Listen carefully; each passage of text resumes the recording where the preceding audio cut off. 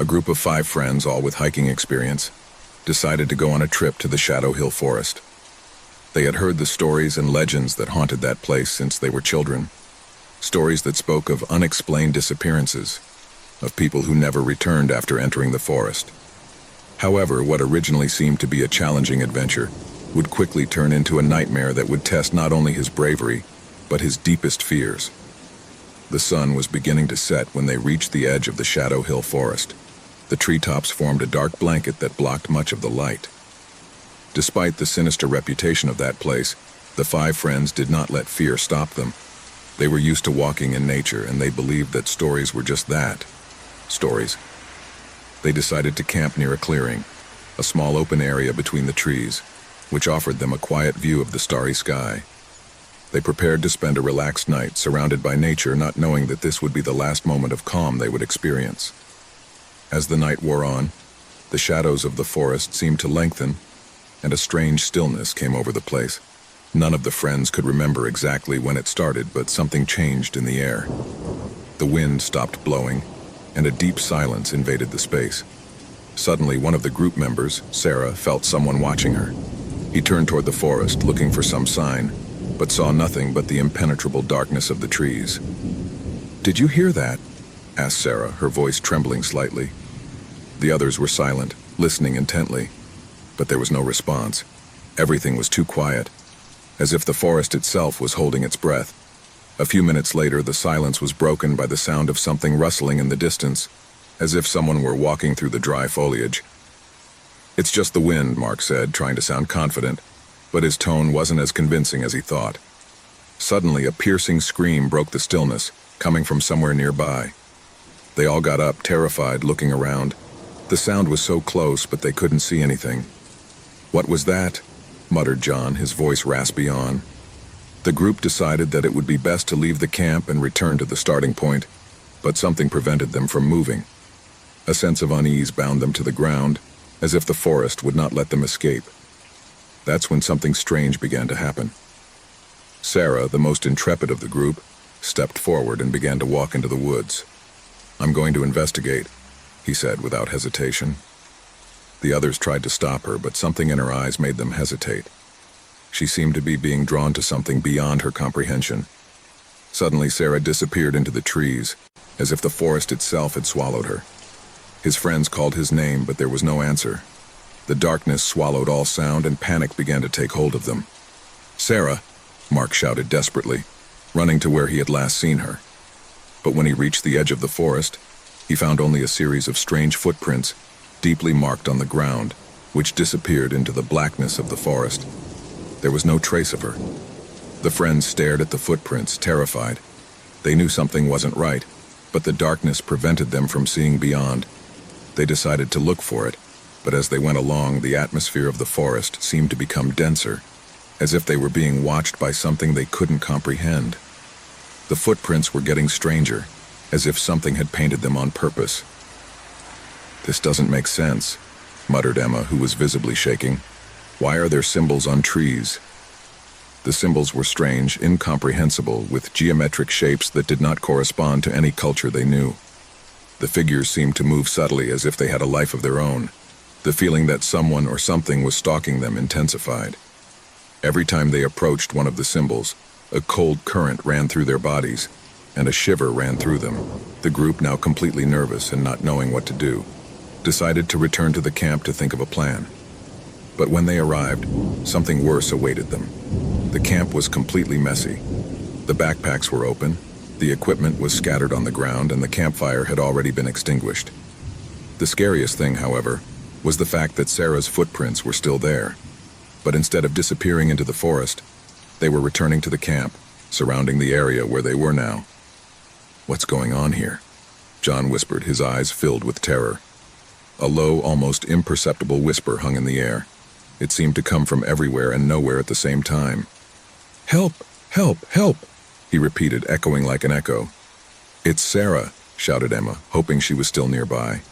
But the echo only multiplied, repeating the name of each member of the group, distorted and sinister.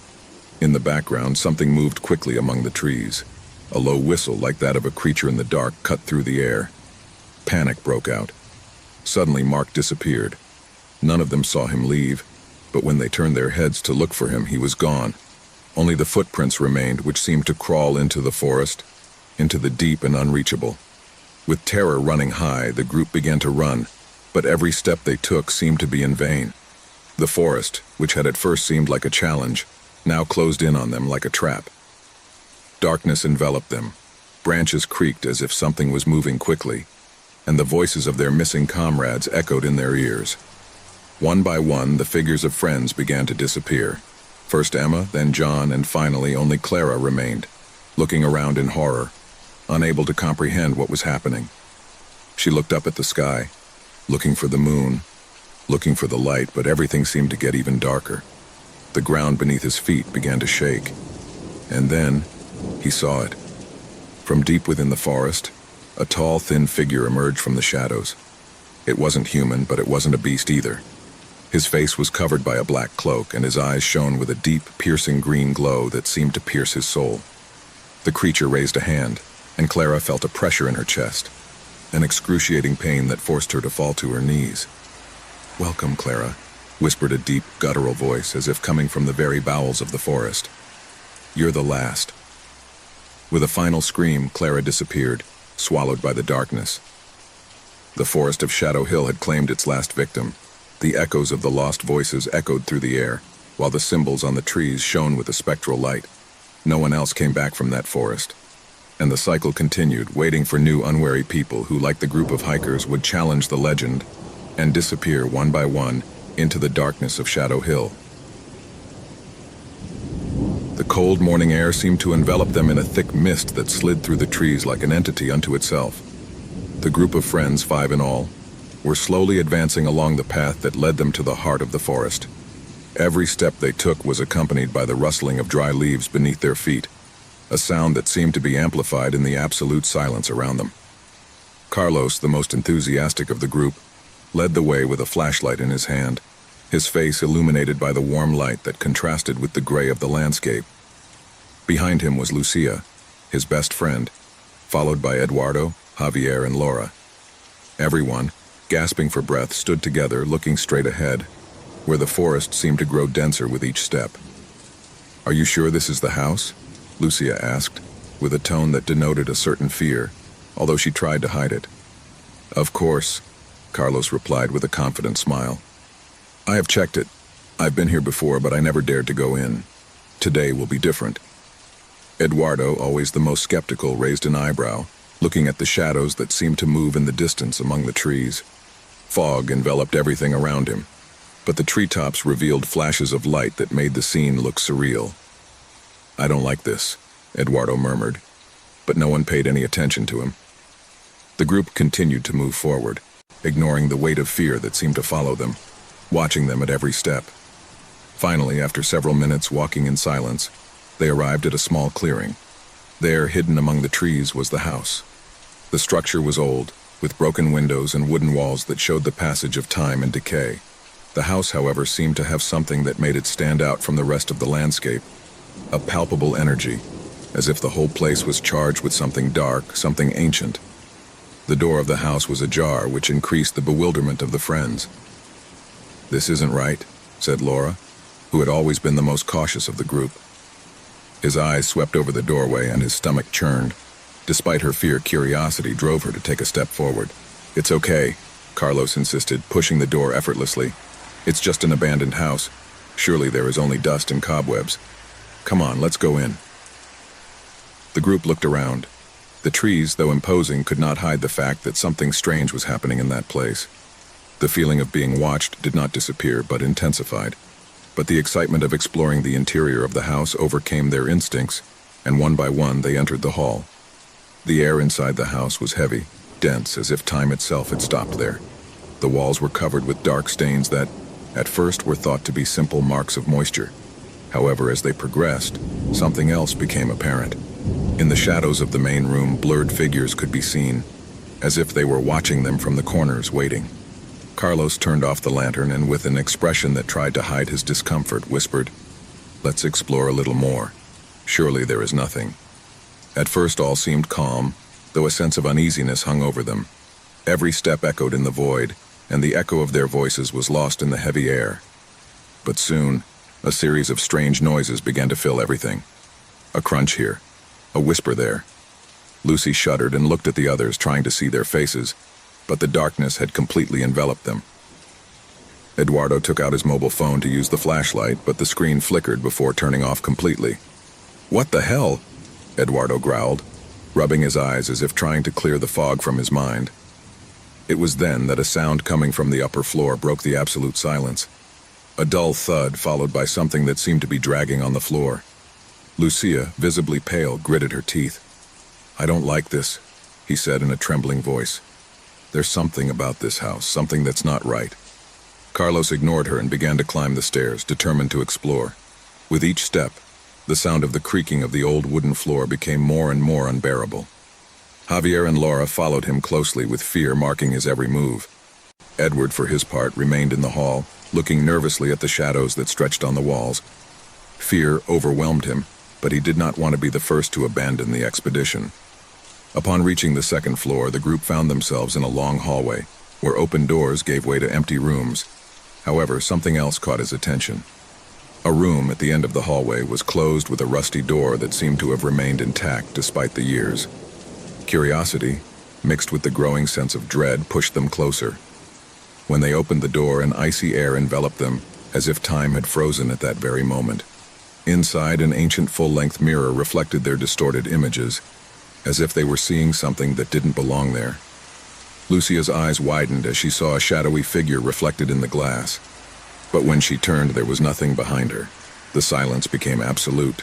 The fear grew, and the shadow seemed to stretch all over the room, as if somehow the house itself wanted to devour them. "It's time to go," Eduardo said, his voice firm but nervous. He had had enough. However, before he could take a step back, the door slammed shut, leaving them trapped inside. The light from their flashlights flickered, and the sound of something heavy creeping in again was heard louder. Suddenly, an evil presence became apparent. Something ancient and powerful had been waiting, watching, and now at last it had decided to show itself. The air became denser, and the darkness around them began to come alive. A dull scream could be heard in the distance, the sound of something that was not human, something that had been part of that house long before they arrived.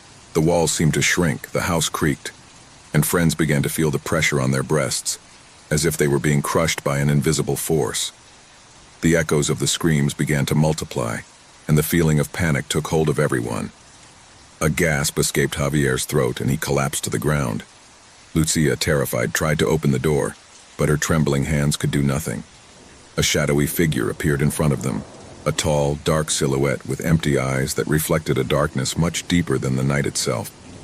The evil that inhabited the house was there, manifesting itself in a tangible form, ready to reclaim what belonged to it. Carlos, trembling with fear, cried out, "Run!" But the figure's voice was louder, a deep, unnatural whisper creeping into their minds. "There is no escape. This is what belongs to me." Terror began to dominate everything. With no way out, no hope, the group of friends watched as the figure advanced towards them, absorbing the light of their lanterns, devouring their heat. The darkness swallowed everything. The house, old and cursed, had made its final claim. And in that last moment, the screams were absorbed by the house as if they had never existed. The story of the house in the woods ended there, with darkness as the only witness. The sound began subtly, almost like a murmur. At first, he didn't pay attention to it. He thought it might be the sound of old plumbing or some broken pipe. But as the days went by, the noises became more constant, louder. They weren't casual noises like the creaking of an old structure, or the wind pushing against windows. It was something else. Something that froze his skin and made the hairs on the back of his neck stand on end. Martine's apartment was not big. It was a modest space in an old building, in a city where the buildings seemed to be so close to each other that their walls often touched. It wasn't luxurious, but it was his. In his life, he had accepted solitude as a constant companion. With each passing day, the stillness of her home brought her peace. That peace, however, slowly began to crumble as the noises intensified. At first, he thought he was crazy, that maybe he was losing his mind. Throughout her life, she had dealt with stress and anxiety, but something about those sounds was just fine for her. Disturbing. They were low, almost unintelligible at first. A soft tapping, a deep vibration that didn't come from the walls but from somewhere below. Would they be the foundations of the building? The old elevator that went up and down at all hours? But the nights passed and the noises grew, as did the feeling that something was not right. They were no longer mere tapping. Now he could hear whispers, as if someone was whispering his name from the shadows of the floor below. The first real awakening of the restlessness occurred one night. After several weeks of hearing those strange sounds, Martin woke up in the middle of the night, agitated, sweat soaking his forehead. He sat up quickly, trembling, as if something had touched him. There was a chill in the air, a chill that did not come from the open window but seemed to emanate from the walls themselves. It was then that he heard it clearly, a dragging, as if something heavy was dragging on the ground. He was not human.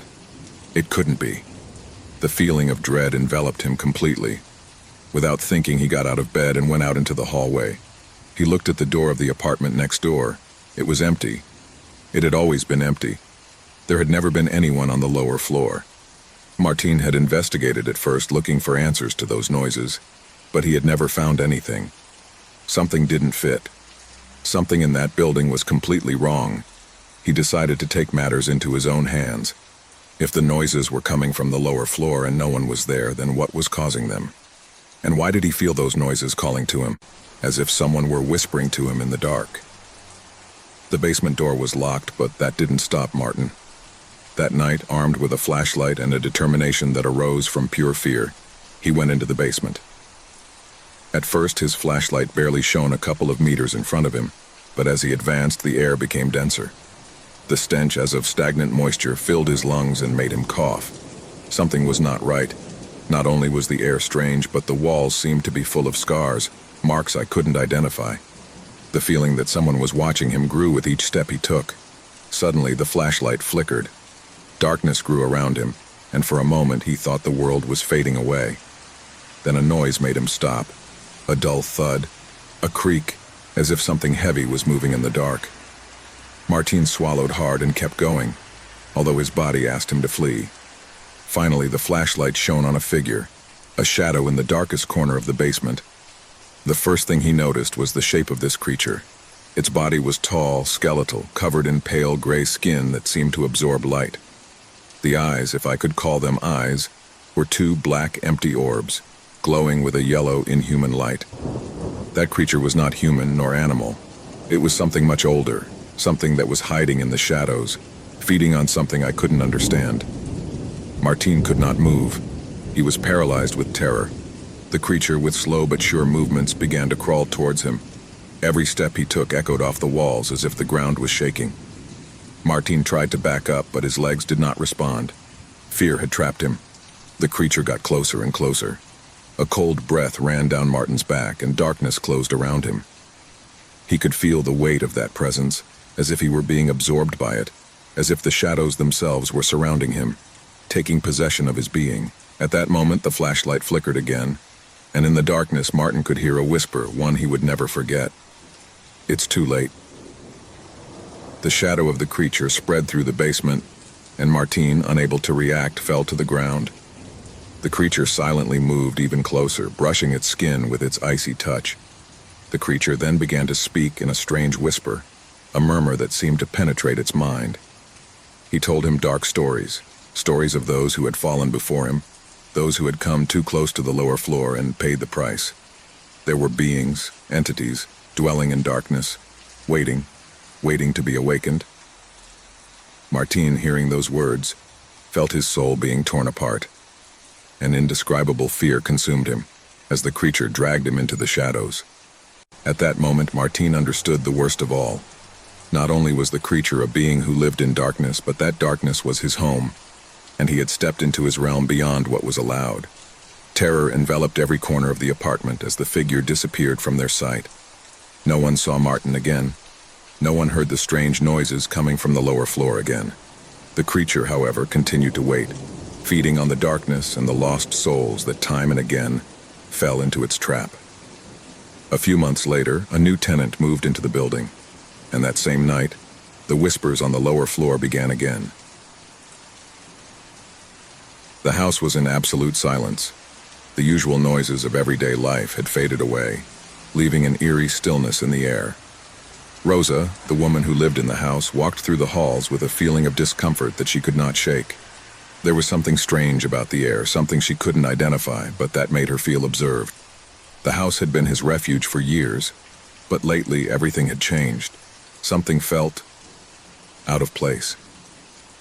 One night, while Rosa was sitting in the living room trying to focus on a book, the sound came. It was a soft cry at first, almost imperceptible, as if it came from a distant place. But after a few minutes, the crying intensified, as if the child were closer. A shiver ran down his spine and his breathing became heavy. The crying was strange. It didn't sound like a child seeking comfort. There was something distorted about the sound, something that caused fear to take hold of her. Rosa stood up suddenly, throwing the book on the floor.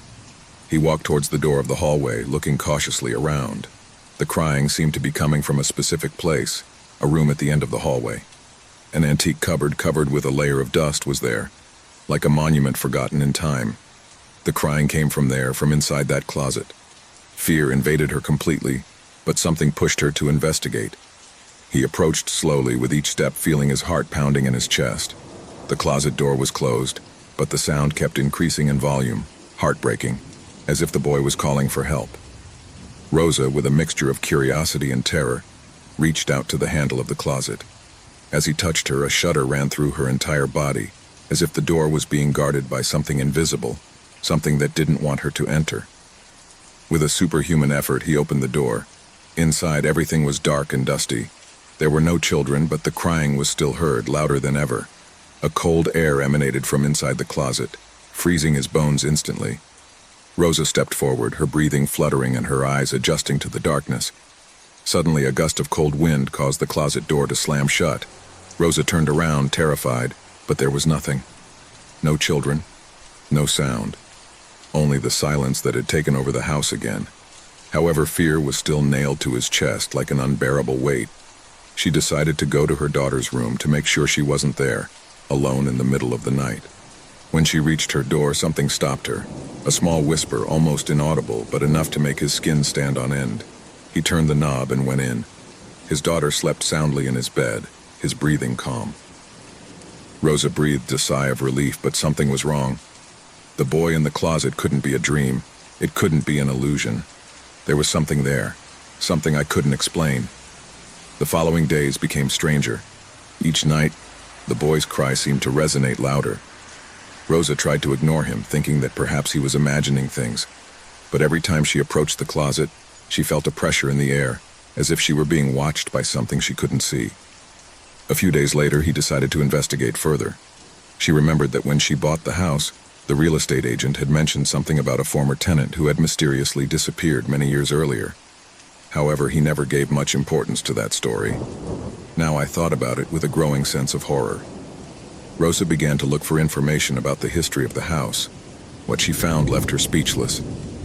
The boy who had disappeared into the house was a little boy named Lucas, who had lived there with his mother. According to local legends, Lucas had died under strange circumstances, and his mother had disappeared shortly thereafter. No one had seen the woman again, but the boy, according to rumors, never stopped crying. His spirit was trapped in the house, and the cry of his lost soul could be heard every night. The truth struck Rosa with a force that left her paralyzed. The crying child was not a living child. It couldn't be. It was the spirit of Lucas, trapped in some corner of the house, seeking comfort, seeking peace. But I couldn't find it. Something had kept her soul trapped, and Rosa soon discovered that this thing was much darker than she imagined. One night, after hours of listening to the crying in her dreams, Rosa woke up suddenly. The crying no longer came only from the closet. Now it was all over the house, echoing around every corner. Rosa got up quickly, ran through the corridors, trying to find the origin of that terrifying sound. He came to the dining room, and there, in the center of the room, he saw a figure.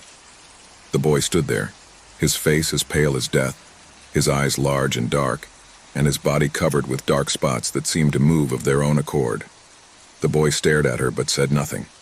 I just cried. The sense of terror that Rosa experienced was indescribable. He couldn't move. I was paralyzed. She didn't know if the boy saw her or if her soul was simply lost, trapped in a state of eternal despair. The crying grew louder, more piercing, and Rosa felt the pressure in her chest increase. The air was thick, heavy, and seemed to get colder and colder. The child's figure began to fade, but his crying did not stop. Instead, a dark shadow emerged from the ground, taking the form of a monstrous figure. Rosa tried to back up, but her legs didn't respond. The creature advanced toward her, its icy breath enveloping the room, its vacant gaze piercing her. The creature slowly approached, and Rosa could see that its eyes were not human eyes. They were two dark, empty orbs like an endless abyss. A scream formed in her throat, but terror consumed her completely. The figure lunged at her, and before she could comprehend what was happening, the shadow enveloped her body, taking her soul, carrying her into the depths of darkness. The boy had been just a disguise, a facade for a much older, much more evil entity that had been stalking the house for generations. Rosa couldn't escape. The house had claimed her soul, as it had done so many others before her. Since then, the house has remained silent once again. No one dared to approach her.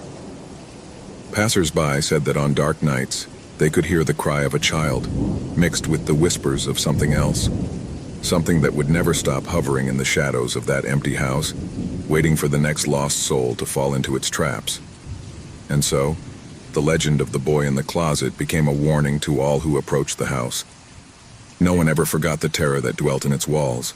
No one except those who had already become part of its history. The house was quiet, as was to be expected at that time of night.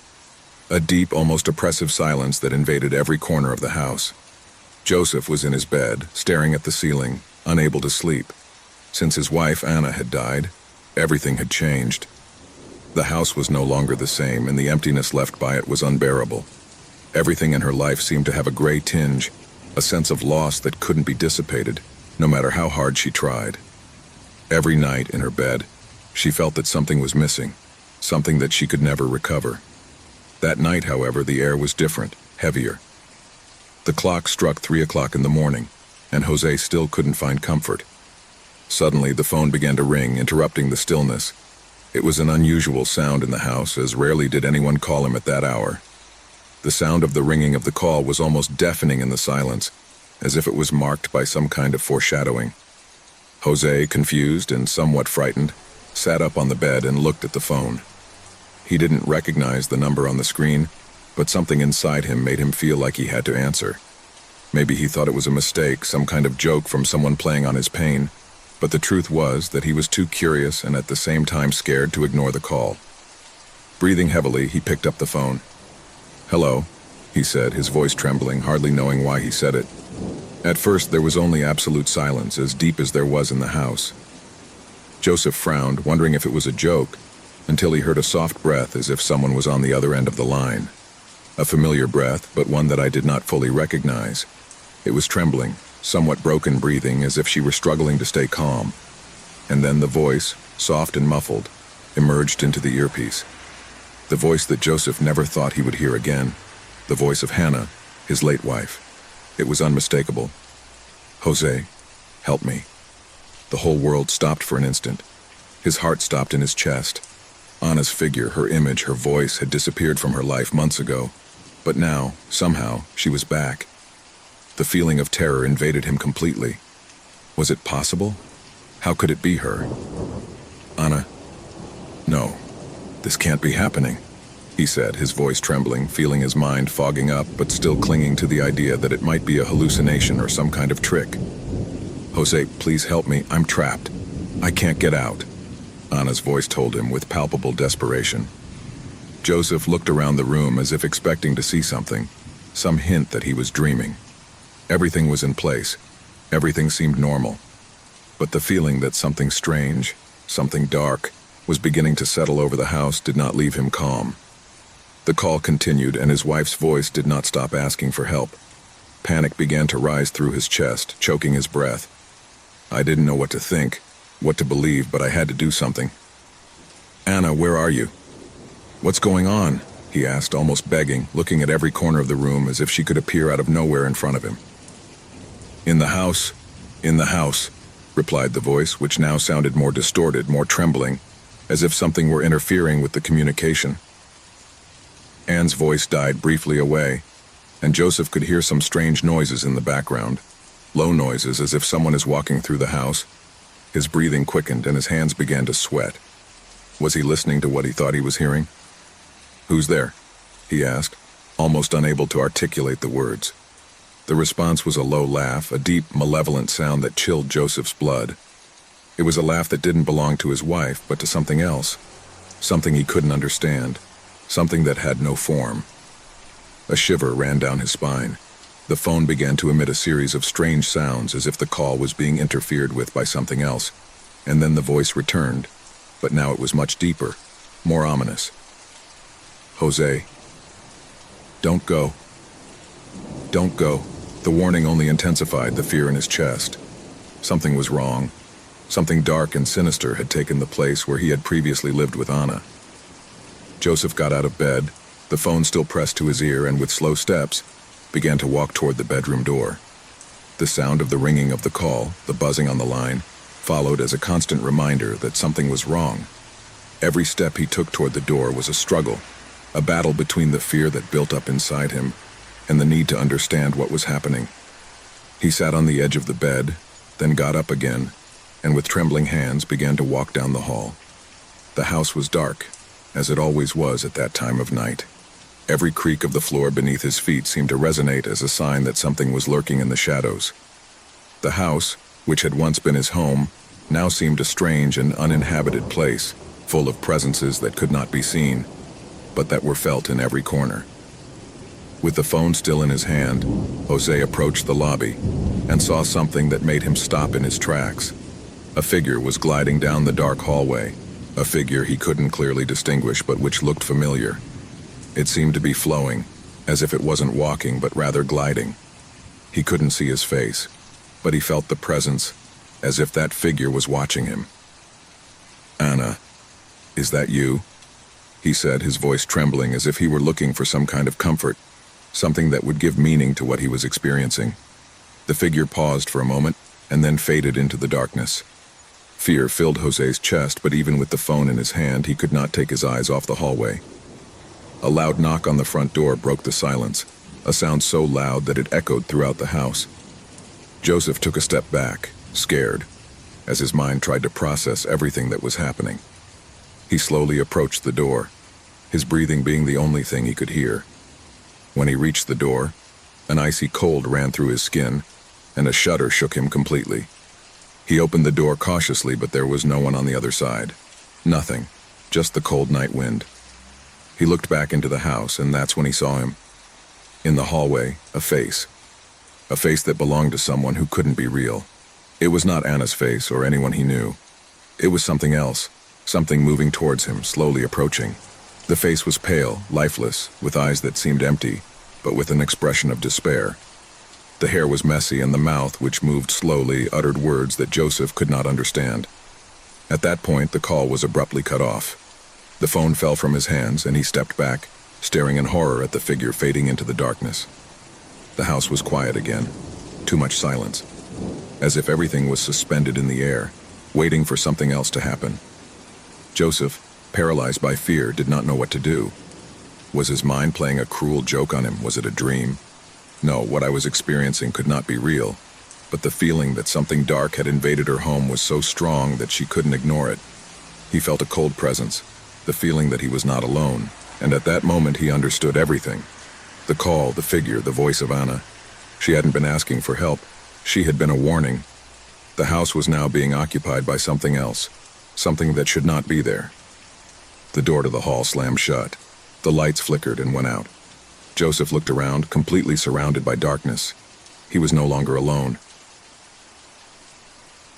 Whitehaven Island, a small, isolated piece of land in the middle of the murky waters of the North Sea, had been a mystery for years. For a long time, the few inhabitants who remained on its shores lived a quiet life, without much contact with the rest of the world. The island, though small and modest, was steeped in ancient history, full of secrets buried under layers of land forgotten by time.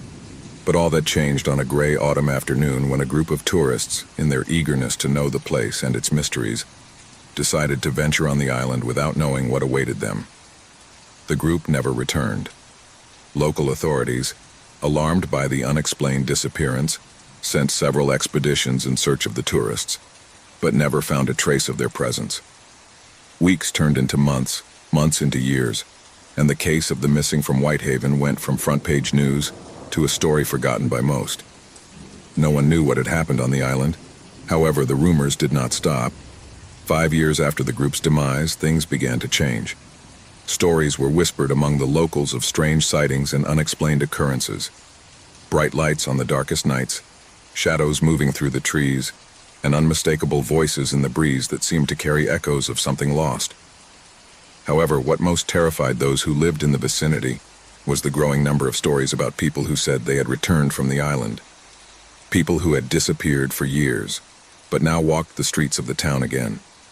At first, people thought they were simple coincidences, but as time progressed, the stories became more disturbing. No one seemed to be able to explain the return of the disappeared, let alone the strange behaviors exhibited by those who claimed to have returned. Many people were skeptical, but those who met these people soon began to feel a chill running down their spine. The people who returned were not the same. There was something deeply altered in their eyes, something that made them seem different, empty, as if they were living in a parallel reality, completely disconnected from the life they had known before. The whole town began to murmur. No one knew what had happened on Whitehaven Island. No one knew what had changed those tourists who at first seemed to be ordinary people. A sense of fear and distrust took hold of the locals, and those returning from the island could not fit in. There was something inhuman about them, something that couldn't be explained in words. At first, those affected tried to continue with their lives, trying to reintegrate into the village and their former circles. However, over time, their behaviors became more bizarre and puzzling. Some of them were talking about things that no one understood, as if they were repeating the same phrases in a forgotten or unintelligible language. Others were silent, with an empty and disconnected expression, as if they could not remember anything from their previous life. The people close to them were beginning to feel a sense of unease, as if something dark and dangerous was surrounding them. The town's mayor, concerned about the growing number of incidents, called a meeting in the central square. On the night before the meeting, one of the returnees, a woman named Clara, disappeared again without a trace, only to appear at dawn in the center of the village, covered in dirt and with a completely empty expression. The few witnesses who saw her came to an agreement. Something had changed inside her, something deeply disturbing. At the meeting, the villagers were frantically arguing about what to do with those who returned. Some believed they should be isolated. Others feared they might be a threat. Panic took hold of everyone when the stories began to arrive more frequently. No one knew if those who were returning were really the people who had disappeared, or if something else had taken them, altering them, transforming them into something else. It was at that moment that a young researcher named Samuel arrived in town. Samuel was a freelance journalist, known for his desire to unravel the darkest mysteries, and he had heard about the strange happenings in Whitehaven. He decided to travel to the island to discover the truth behind the returnees. With the approval of the local authorities, Samuel boarded a small boat to the island. As he approached the shore, he couldn't help but feel that something in the air was deeply wrong. The sky was covered by dark clouds, and the sea seemed more violent than normal. Whitehaven Island, which had once been quiet, now seemed to radiate an unsettling energy. Upon arrival, Samuel began to explore the island. In his first steps, he noticed something strange. The place was deserted with no signs of life, as if the island itself had been forgotten by time. But as he moved further inland, Samuel realized he wasn't alone. I could feel it. Something was watching his movements, walking among the trees and moss-covered rocks. Samuel found what looked like a cave hidden among the hills. Intrigued, he went into it. Darkness enveloped him as he advanced through the narrow passage. And then, at the bottom of the cave, he saw something that left him cold. A set of strange symbols were etched into the walls of the cave, symbols that did not belong to any known culture. They were ancient, so profoundly old that they defied human logic. As Samuel watched them, a sense of anguish came over him. He felt as if something was awakening in the depths of the island, something he had been waiting for centuries. Suddenly the cave began to tremble, and a strange vibration ran through his entire body. Samuel tried to get out, but the walls seemed to move, closing around him. It was then that he heard voices, soft at first, like a whisper in the distance. The voices grew louder, closer, until suddenly they stopped. And then he saw something he would never forget. The missing tourists, the same ones who had returned to the village, were standing in front of him, their eyes empty and their bodies motionless. They were there, but they were not the same. Something had transformed them. Something had possessed them. At that moment, Samuel understood what had happened. The island had not only been a place of isolation, it had been a point of convergence, a space where dark forces had infiltrated the human world. The people who returned were not human. They had been altered, possessed by an ancestral entity that controlled them. And that entity had been patiently waiting for his return. As the island began to crumble around him, Samuel tried to flee, but couldn't.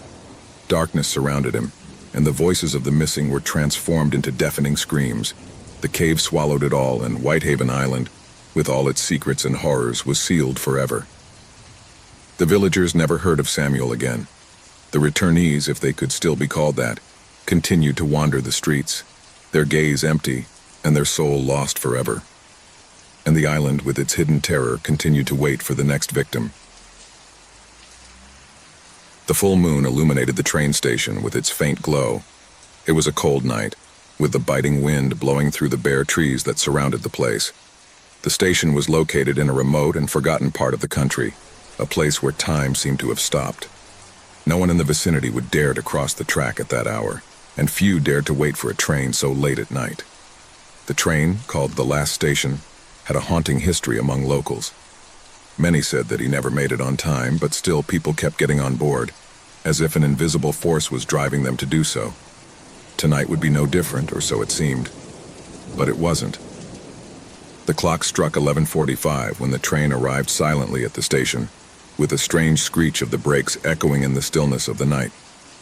None of the passengers seemed to notice the strangeness of the situation, as if they were all immersed in a kind of trance.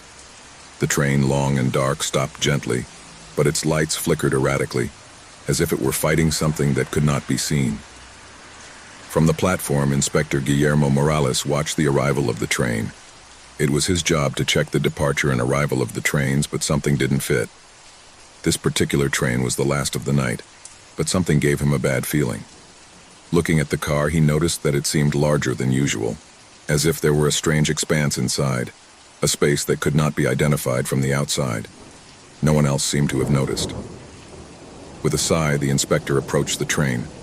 The few passengers who got on and off the carriages did not look around, they only made their way quickly inside. There was something about their faces that made him uncomfortable. Empty, alien, as if they were under a spell. The faces of the travelers did not reflect any emotion. There were no children playing or conversations between adults, only silence and an overwhelming coldness. Morales looked away, uncomfortable, and went to the control booth. The train left at the appointed time, and there was a feeling at the station that something was about to happen, but it was still too early to tell. Hours later, at the stroke of dawn, the destination station, located in a distant town, tried to verify the arrival of the train. The station's clock read 3 a.m. when the phone began ringing. The destination station operator, a woman named Beatrice, picked up the receiver, ready to receive the usual night train report. But on the other end of the line, Inspector Morales' voice froze his blood. "There is no trace of the train. He didn't come, Beatrice. No one has seen anything." Beatrice was silent. At the destination station, everything seemed normal. The clear sky and the stillness of the early morning seemed to indicate that nothing out of the ordinary would happen that night. However, doubt settled in his mind.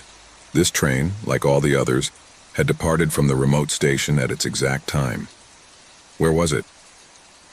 "Have you checked everything, Morales?" asked Beatrice, although she knew that her voice betrayed fear.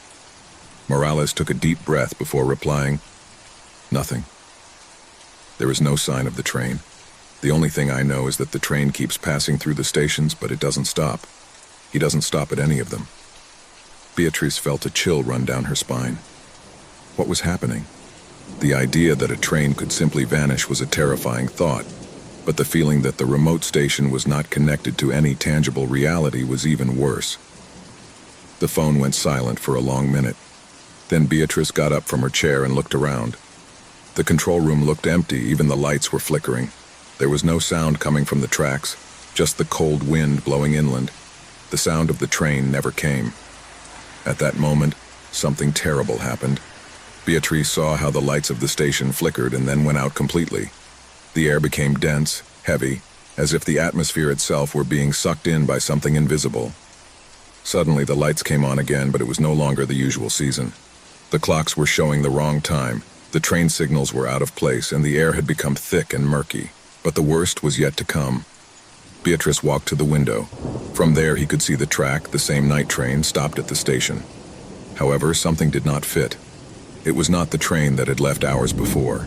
This train was much darker, almost black, as if it were made of shadows. The carriages seemed to be deformed with a strange distortion on their edges, and the lights inside each of them were not a normal color. They were red, a sickly and unnatural hue. The passengers, or what was left of them, leaned out of the windows, their faces empty and icy, as if living dead. A heart-rending scream echoed from deep within the station, coming from inside the train. Beatrice backed away, panic taking over her body. There were no words to describe what he felt. He knew that something had happened to this train, something beyond his comprehension. He wanted to run, but his body did not respond to him. The train, which never stopped at its destination station, was now in front of her, but it wasn't empty, not completely. The passengers, those pale, dead faces, stared at her. Some began to move towards the doors, approaching the window. Beatrice could see them more clearly now, with her empty eyes reflecting the moonlight. One of them, a scruffy-looking man, raised his hand to the window as if trying to catch her. Suddenly, the station fell into a deep silence. A silence so thick that it seemed to crush Beatrice with its weight. The train began to move slowly, sliding into the darkness, as if somehow knowing that its fate was none other than condemnation. A curt whisper reached Beatrice's ears, a broken voice coming from the depths of the train. "We're leaving, and we will never return."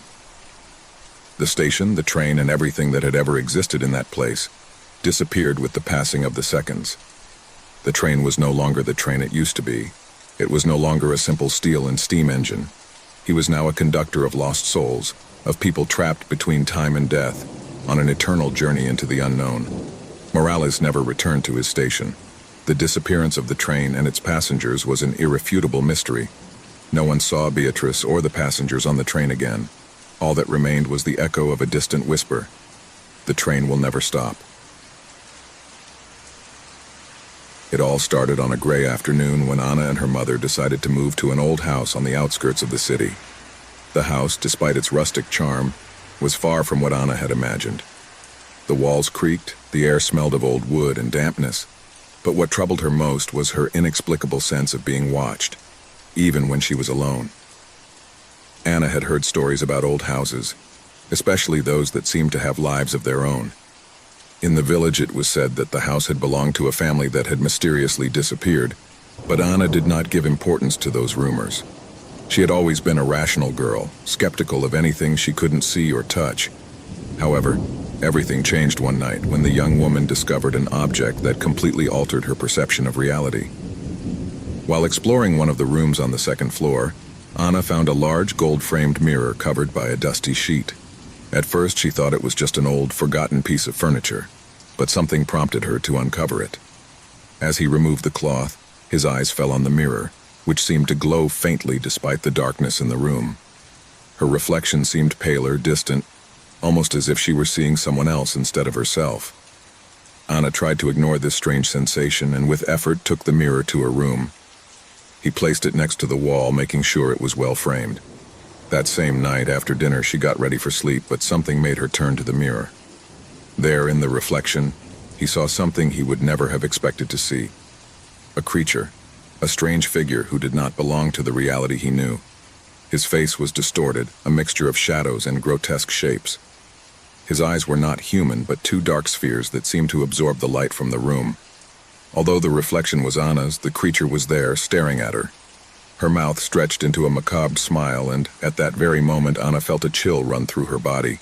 Without thinking, he turned off the light and crawled under the covers, trying to calm his accelerated breathing. That night, he couldn't sleep. With each blink, he felt that the creature was closer. The sound of her footsteps echoed in her ears, though she knew she was alone in the room. Each time he dared to look into the mirror, the creature's figure came a little closer. The next morning, Anna woke up hoping that it had all been a dream, but the sense of dread was still intact. Days passed and the creature did not disappear. Although Anne tried to avoid the mirror, her presence became more and more evident. At first it only appeared in the reflection of the mirror, but soon it began to manifest in other places. The young woman saw it reflected in the bathroom window, in the metal surface of the refrigerator, even in the shine of the silver spoons. It was everywhere. Most disturbing of all was the feeling that the creature was following her. Wherever he went, he always seemed to be watching her from some reflection. Anna tried to talk to her mother, but she, not experiencing the same, thought that her daughter was exaggerating. The young woman then decided to look for answers on her own. One night, after researching on the internet, he discovered stories of haunted houses and cursed objects. He found stories about ancient mirrors, mirrors that reflected not only the visible but also the hidden, what should not be seen. He studied several similar cases, where mirrors not only acted as portals to another dimension, but were also doors to nightmarish creatures, dark beings trapped in a parallel reality that fed on fear. Anna, terrified, realized that she had fallen into a deadly trap. The mirror was not just an ancient object, but a conduit to an evil entity, something that had been released by uncovering it. His fate was sealed. The more time he spent near the creature, the stronger his influence over it became. One night, while Anne was sitting in her room, the creature appeared again in the mirror. This time it was not only reflected in him. Her eyes left the surface of the glass and stared at her, as if she could break through the barrier that separated her world from Anna's. The creature began to whisper unintelligible words, but the young woman could hear its name amidst the tangle of grotesque sounds. Fear paralyzed her, and she felt her soul begin to be absorbed by that evil presence. Anna decided that she could no longer live like this. She needed to get rid of the mirror before the creature completely devoured her. With frantic determination, he dragged him into the backyard, and with a hammer began to beat him mercilessly. Each blow seemed to release more dark energy, an invisible power that surrounded her and almost made her lose consciousness. Finally, the mirror shattered into 1,000 pieces, but even after destroying it, the terror didn't go away. For days, Anna began to notice something strange. The creature was no longer reflected on surfaces, but I could feel its presence in every corner of the house. It didn't matter how many mirrors or shiny surfaces I destroyed. The creature was still there, lurking, waiting for the right moment to take it over completely. Anna was no longer the same. Each night, the creature's whispers followed her into her dreams, distorting her mind and altering her perception of reality. The young woman could no longer distinguish between what was real and what was not. When she looked in the mirror of a public bathroom, or in the reflection of a window, she saw the dark eyes of the creature watching her, and she felt her soul slowly fade away. The creature had escaped from the mirror and was now inside her, trapped in her mind, like an eternal shadow that could never escape. Anne had become his prisoner, and there was no way to free herself. It was a rainy afternoon when Andres returned home after a long day of work. Gray skies and thick fog covered the streets, reflecting a sense of melancholy that somehow seemed to fit the man's mood. It had been a particularly difficult day, filled with tensions and gloomy thoughts. As usual, when he arrived at his small apartment, Andres prepared to immerse himself in the emptiness of his loneliness. The television was off, the lights dim, the sound barely perceptible, and darkness was beginning to take shape in every corner. As he flipped through an old magazine he'd found at a flea market weeks earlier, something caught his eye in a corner of the room. A small, messy object, covered in dust and partially hidden behind a pile of books, stood out. Andres approached slowly, curious about the unexpected apparition. It was an old cassette tape with labels that seemed to have been torn off in a disorderly manner. Curiosity took hold of him. A sense of uneasiness invaded him, but he did not dismiss it. Instead, he took it in his hands, staring at its worn surface, wondering what it might contain. Without thinking too much, he placed it on his old player, not imagining the horror it would unleash. Sound began to emerge from the speakers, at first soft, almost inaudible. The melody was strange, ethereal, as if it came from a distant place, from a world that did not belong to reality. The melody seemed to creep slowly toward him, growing in intensity until it became deeply disturbing. A mournful rhythm was repeated, and a feeling of heaviness began to invade the air of the room. Andres felt a chill run down his spine, but something in him, an inexplicable force, kept him glued to the chair, unable to turn off the tape recorder. The music, though distant, seemed to call his name, like an ethereal whisper that slipped through his ears. Suddenly the melody changed. A deep, guttural sound began to integrate into the song, as if an unknown voice was singing from the shadows. The melody was a primitive song, an invocation of something dark and forgotten. It was then that Andres noticed something else. The room, which once seemed ordinary, now seemed distorted. The light flickered erratically, and the air had become dense, almost tangible. A cold sweat covered his forehead as he looked around, but he couldn't find anything out of the ordinary, just the room that was starting to feel strange, as if something was watching him. The sound became clearer. The voice that accompanied the music was female, soft but full of despair, a distant cry that seemed to be about to cross the threshold between the world of the living and that of the dead. In desperation, Andres tried to turn off the player, but something kept him still. The song continued to play with unusual force, and the pressure in the air increased, as if an invisible presence surrounded him. Someone, or something, was watching him. In an attempt to calm down, Andrew closed his eyes and tried to rationalize what was happening. He had heard stories about cursed tapes, recordings of voices from beyond, but he never thought that something so absurd could happen to him. However, the more I tried to ignore it, the more intense the feeling that something was approaching became. The voice in the song began to speak directly to him, without the need for words, transmitting an anguish that penetrated him to the depths of his being. The music seemed to boom in his ears, and as the minutes passed, Andres began to feel that he was not alone. The pressure on his chest increased, as if an invisible weight were crushing him. He opened his eyes, and there, in the darkness of the corner of the room, a blurred figure appeared, barely visible, like a human shadow. The figure began to move slowly towards him, and Andrew, paralyzed with fear, could barely breathe. His eyes tried to focus on the figure, but everything became blurred, as if reality itself was crumbling. The shadow drew even closer, and in a whisper that seemed to resonate in his mind, the voice sang with frightening clarity, "Help me, Andres, help me escape." A cold sweat soaked his skin as he watched, unable to take his eyes off the figure. Terror paralyzed him, but the entity seemed to be so close that he could feel its cold presence, as if it touched his very soul. The figure began to materialize, a female figure, ethereal and thin, with empty eyes and an expression distorted by suffering. Andres couldn't help but feel fear invade him completely, as if every cell in his body was being absorbed by the darkness emanating from the entity. The song kept playing, louder now, as if the melody was taking on a life of its own, ringing in his ears and making his mind fog up even more.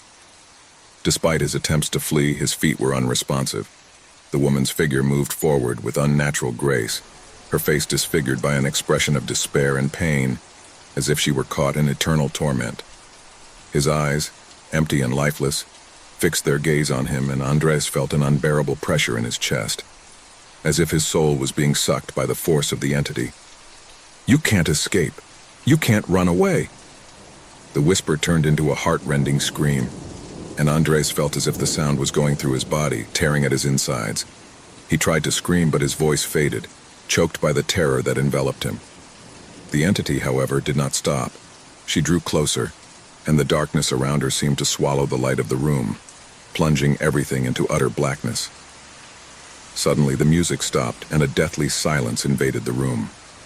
Andres looked around, his breathing racing and his mind clouded with panic.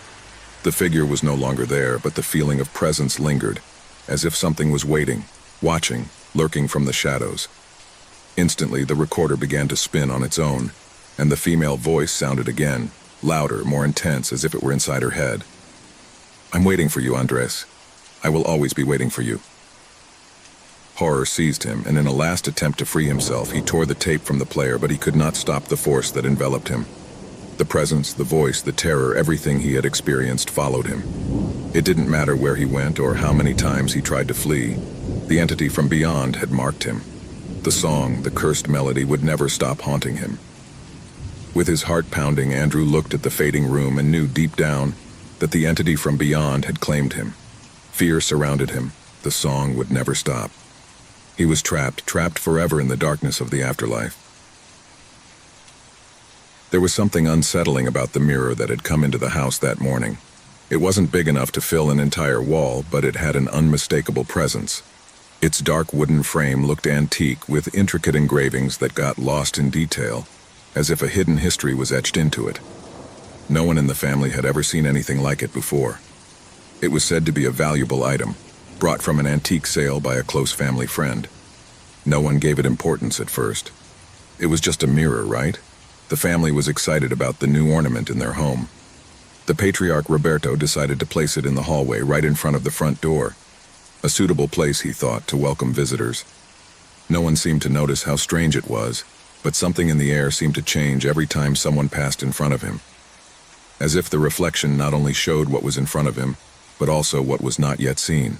The first to notice it was Sophia, the eldest daughter. She was 16 years old, a teenager who was used to life at home. Like any other morning, he woke up early, got ready for school, and before leaving, he walked down the hallway to make sure the door was locked. It was then that his eyes met the mirror. She watched him nonchalantly at first, but something stopped her. In the reflection, her own image seemed to be distorted, as if something dark surrounded her. What first surprised her was not his face, but what was behind him. A dark figure with empty eyes who was watching her in silence. Sophia's heart skipped a beat, and in the blink of an eye, the figure disappeared. She wasn't sure if it had been a light trick or something else, but she couldn't help but feel a deep sense of discomfort.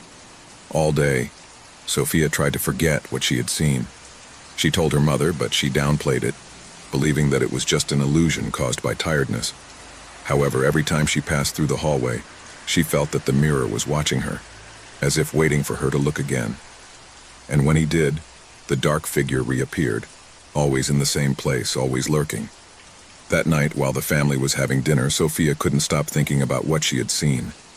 She felt that the mirror was calling her, that she was trapped in her reflection. Her mother, Clara, noticed her uneasiness and asked if she was okay, but Sophia only nodded silently, her eyes lost somewhere far away.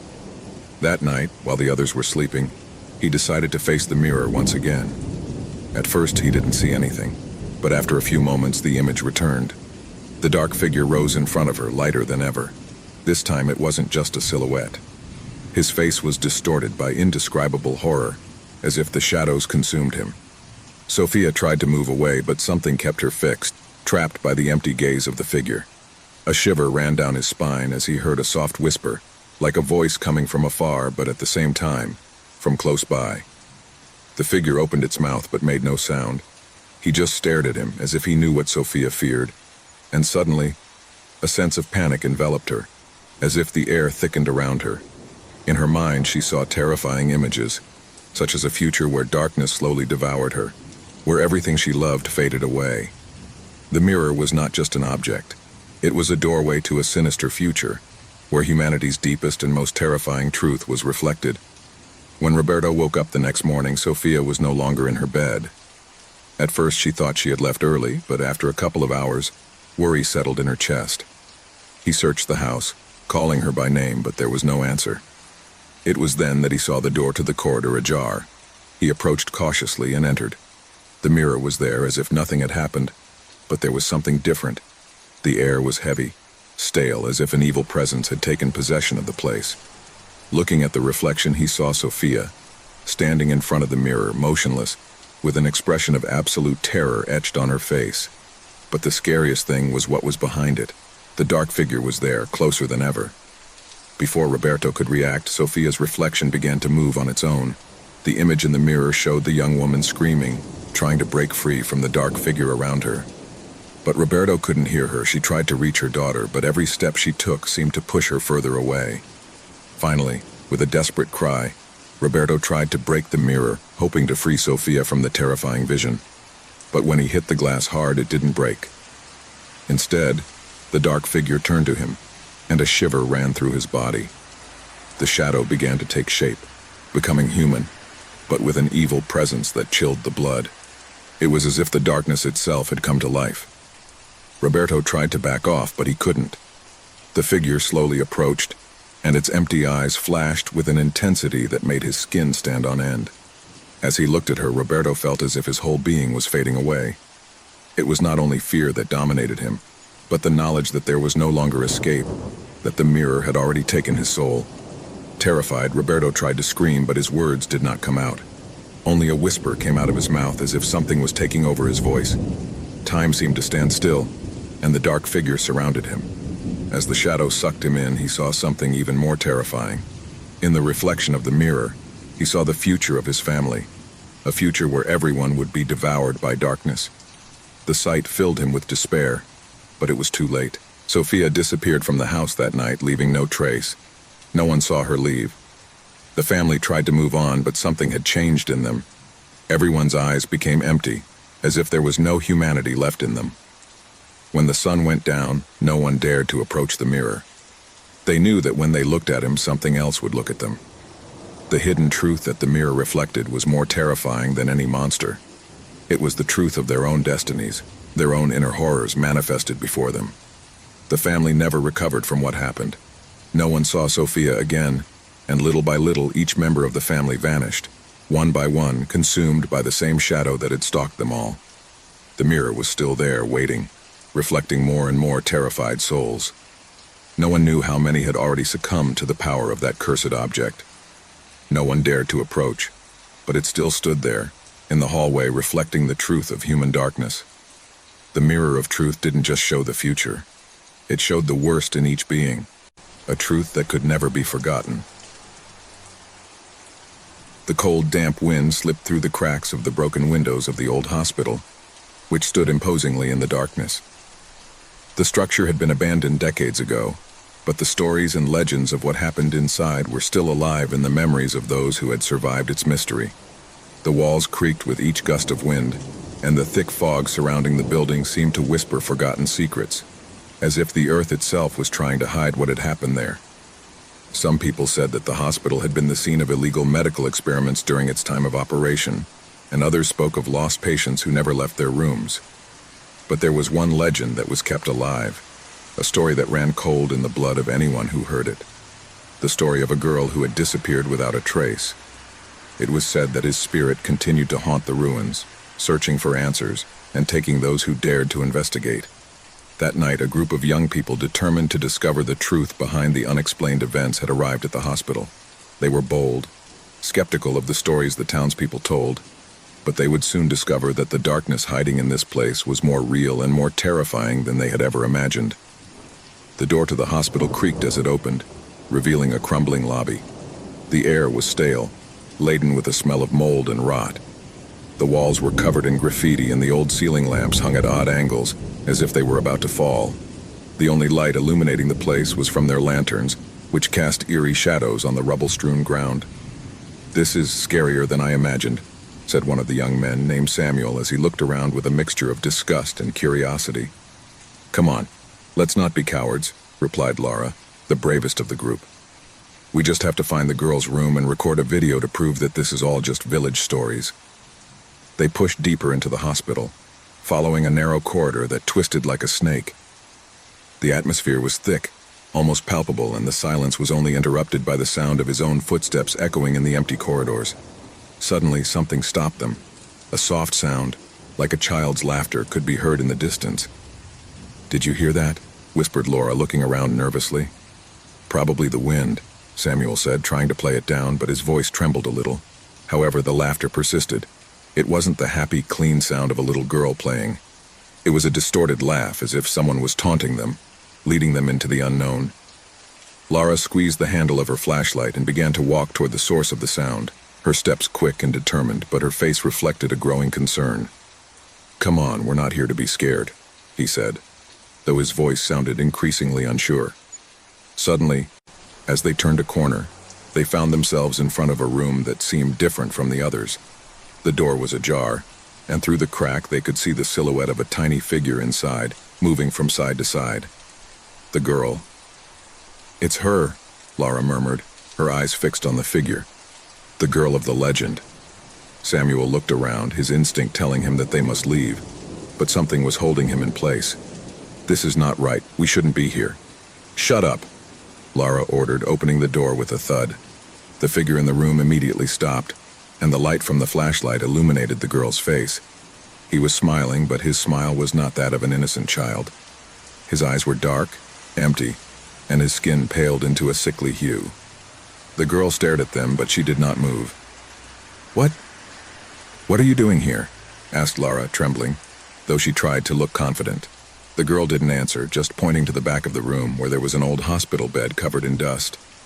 "Come," he whispered in a voice that seemed to come from a faraway place. "Come and play with me." "Did you hear that?" whispered Samuel, an expression of horror on his face. What's going on here?" Lara, as if under some kind of spell, began to move towards the bed, but her body stopped every time she approached, as if an invisible force was pushing her back. "No, I can't move," he said desperately. Samuel tried to reach her, but something stopped him in his tracks. A horrible and heart-rending scream filled the air, coming from the back of the corridors, and suddenly the lights of their flashlights began to flicker. The girl's laughter returned, this time louder and closer, as if she was surrounding them. The air became denser, almost unbreathable. "We have to get out of here now," shouted Samuel, tugging on Lara's arm. But the girl stared at them, and a dark shadow emerged behind her, taking shape. It was an indescribable creature with sharp claws and red eyes that reflected the light of its flashlights like mirrors. "Run!" Lara shouted as the creature advanced toward them. But there was no way out. Every door they tried to open was tightly closed, and the building was beginning to crumble around them. The corridors lengthened endlessly, as if the hospital were slowly gobbling them up. The girl's whispers, growing more and more intense, enveloped them. "Come and play, come." Suddenly everything stopped. The hospital was completely silent. The lights went out. The echoes of laughter faded into nothingness. Lara and Samuel were paralyzed with terror, unable to move. The girl was no longer there.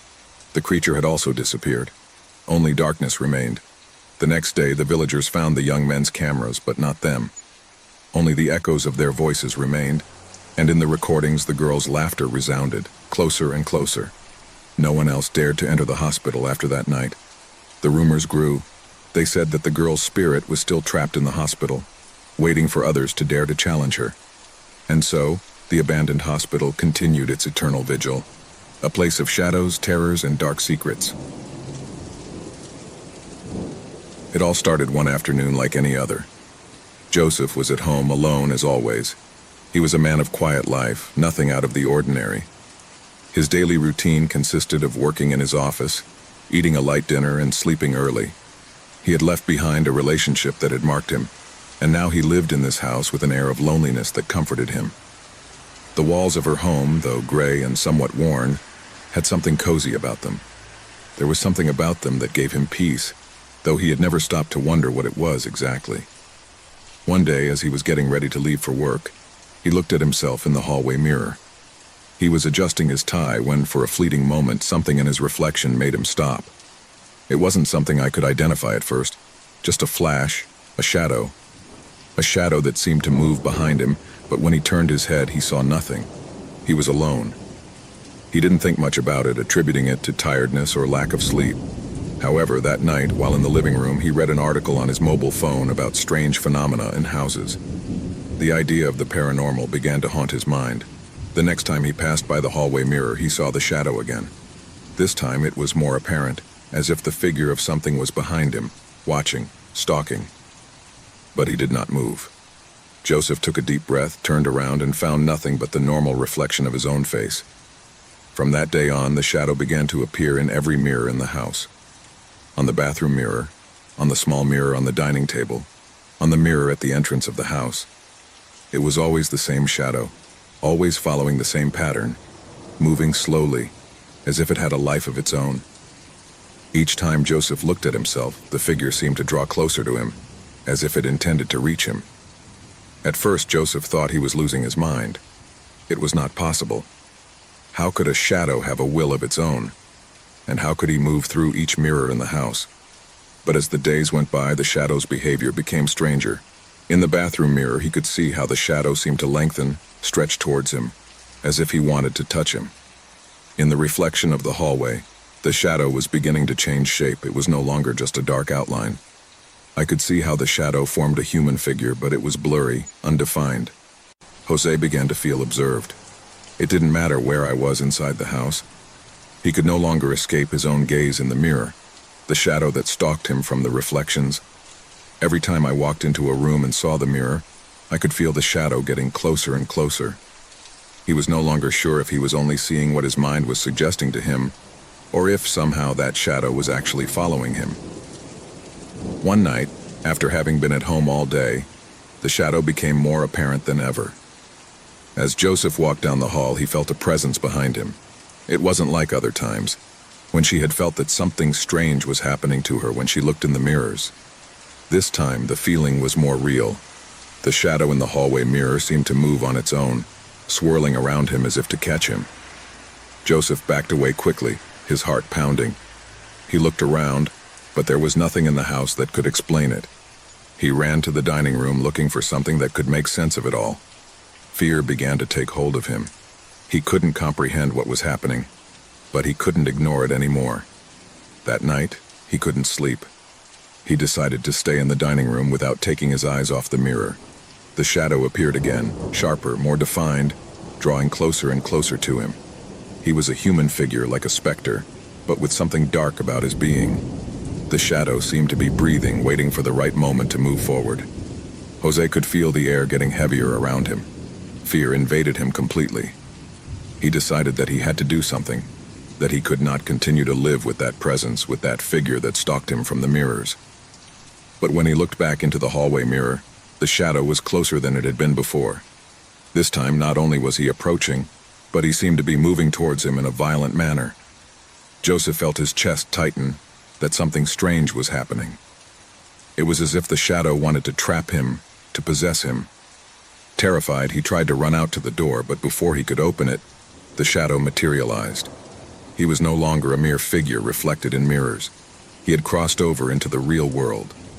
Joseph could see the shadow take on human form, a disfigured-looking figure with empty eyes and an expression of anger and despair. The shadow surrounded him, and he, in his utter panic, couldn't move. Terror had paralyzed him. He wanted to scream, but his voice choked in his throat. The shadow began to whisper in his ear, incomprehensible words as if he were speaking to him in an ancient language, one that Joseph had never heard. Desperation invaded him completely. Fear had consumed him. He tried to back away, but he couldn't. The shadow kept him trapped. It was as if he were in an invisible prison that prevented him from escaping. The horror of what I was experiencing made everything even more real. The shadow not only followed him, now he touched him, brushed him with his cold hands, transmitting a feeling of pure evil. Joseph closed his eyes, trying to escape, but as he opened them, he realized that the shadow was completely above him. His hands were no longer cold but frozen, and they could feel him being dragged into the darkness from which he had emerged. Finally, the shadow absorbed him completely. There were no screams, no lights, no sign of life. Only the house remained silent. The mirror in the hallway, however, was still there, reflecting an empty image, that of an empty, gloomy room. From that day on, no one saw Joseph again. The house remained intact, but the mirrors never reflected the same again. In the hallway where Joseph had been trapped, the reflections were beginning to show a new figure, a shadow that moved slowly, waiting to be seen by the next one who dared to approach the mirror. The curse of reflection continued. In that home now there was only the echo of a dark presence silently waiting for the next victim to fall under its influence. No one knows what really happened to Joseph. What is clear is that, from that moment on, the shadows in the mirrors would never again be something innocent. Because sometimes what the glass reflects is not just a reflection, but something much more terrifying, something that can no longer be discarded by the human eye. When Javier walked into the antique store on a cold winter afternoon, he didn't know his life would never be the same. The air was thick, full of dust and the unmistakable smell of old wood. The store, located in a forgotten corner of the city, seemed like a refuge for everything that had been left behind, for those objects that time had marked, but that still had something of value inside.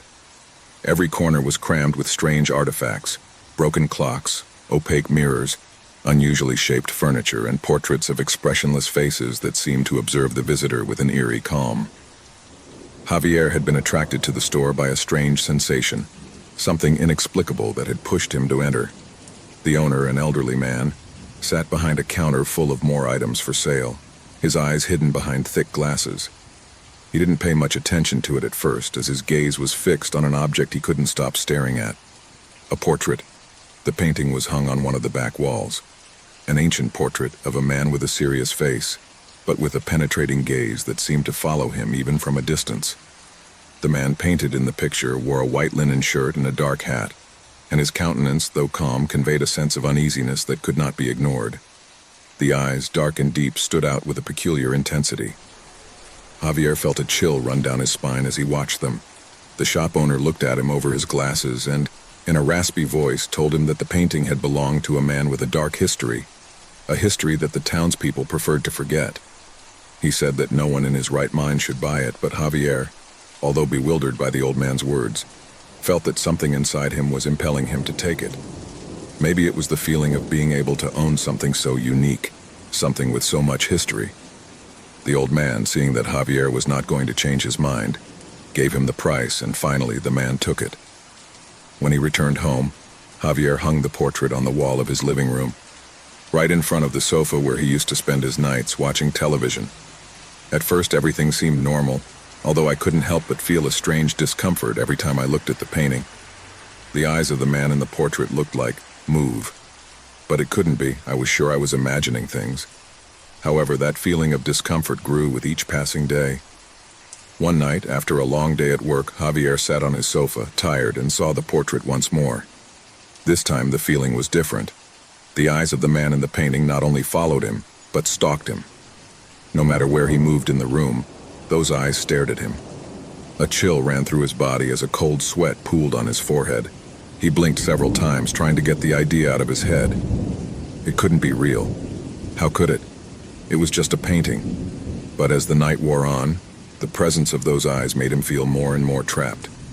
As the days went by, Javier began to see things that he could not explain. Sometimes, when he looked at the portrait, the man's eyes seemed to move slightly, as if they were fixed on him. Other times I felt something in the room change, as if the air was charged with a palpable tension.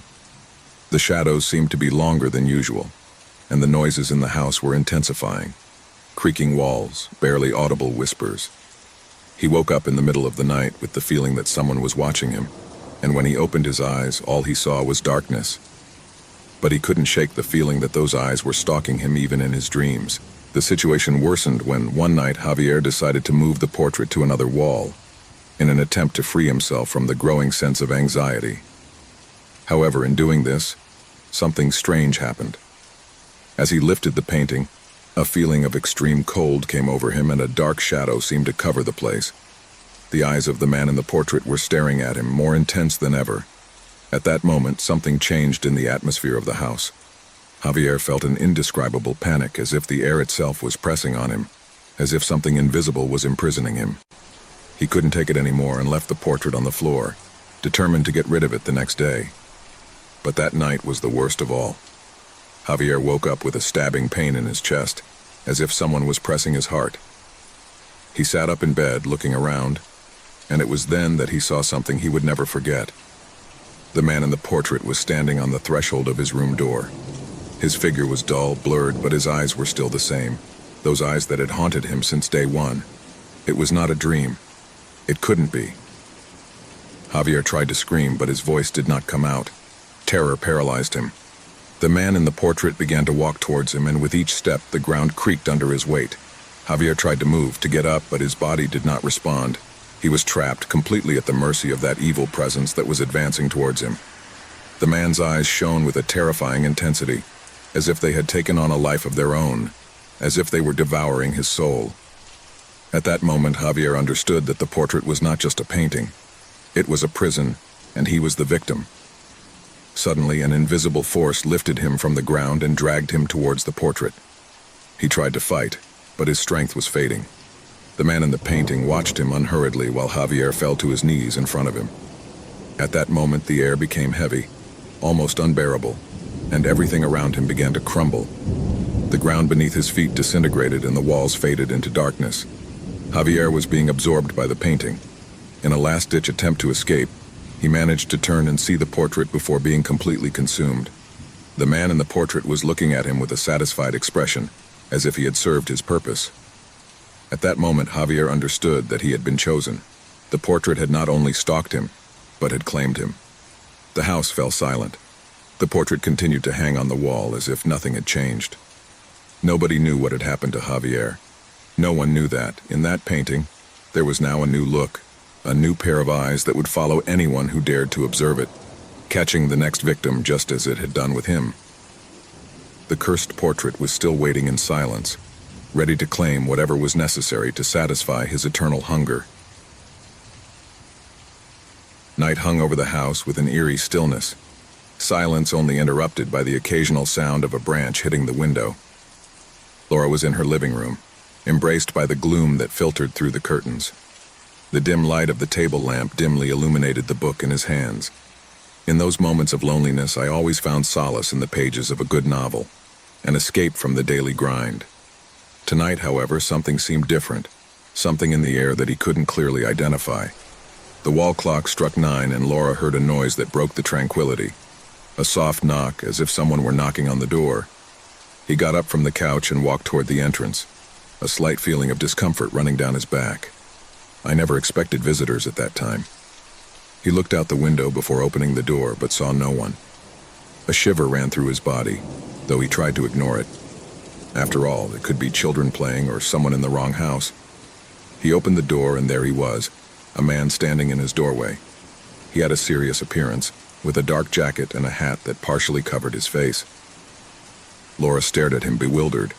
She didn't recognize him, but there was something in his eyes that seemed strangely familiar.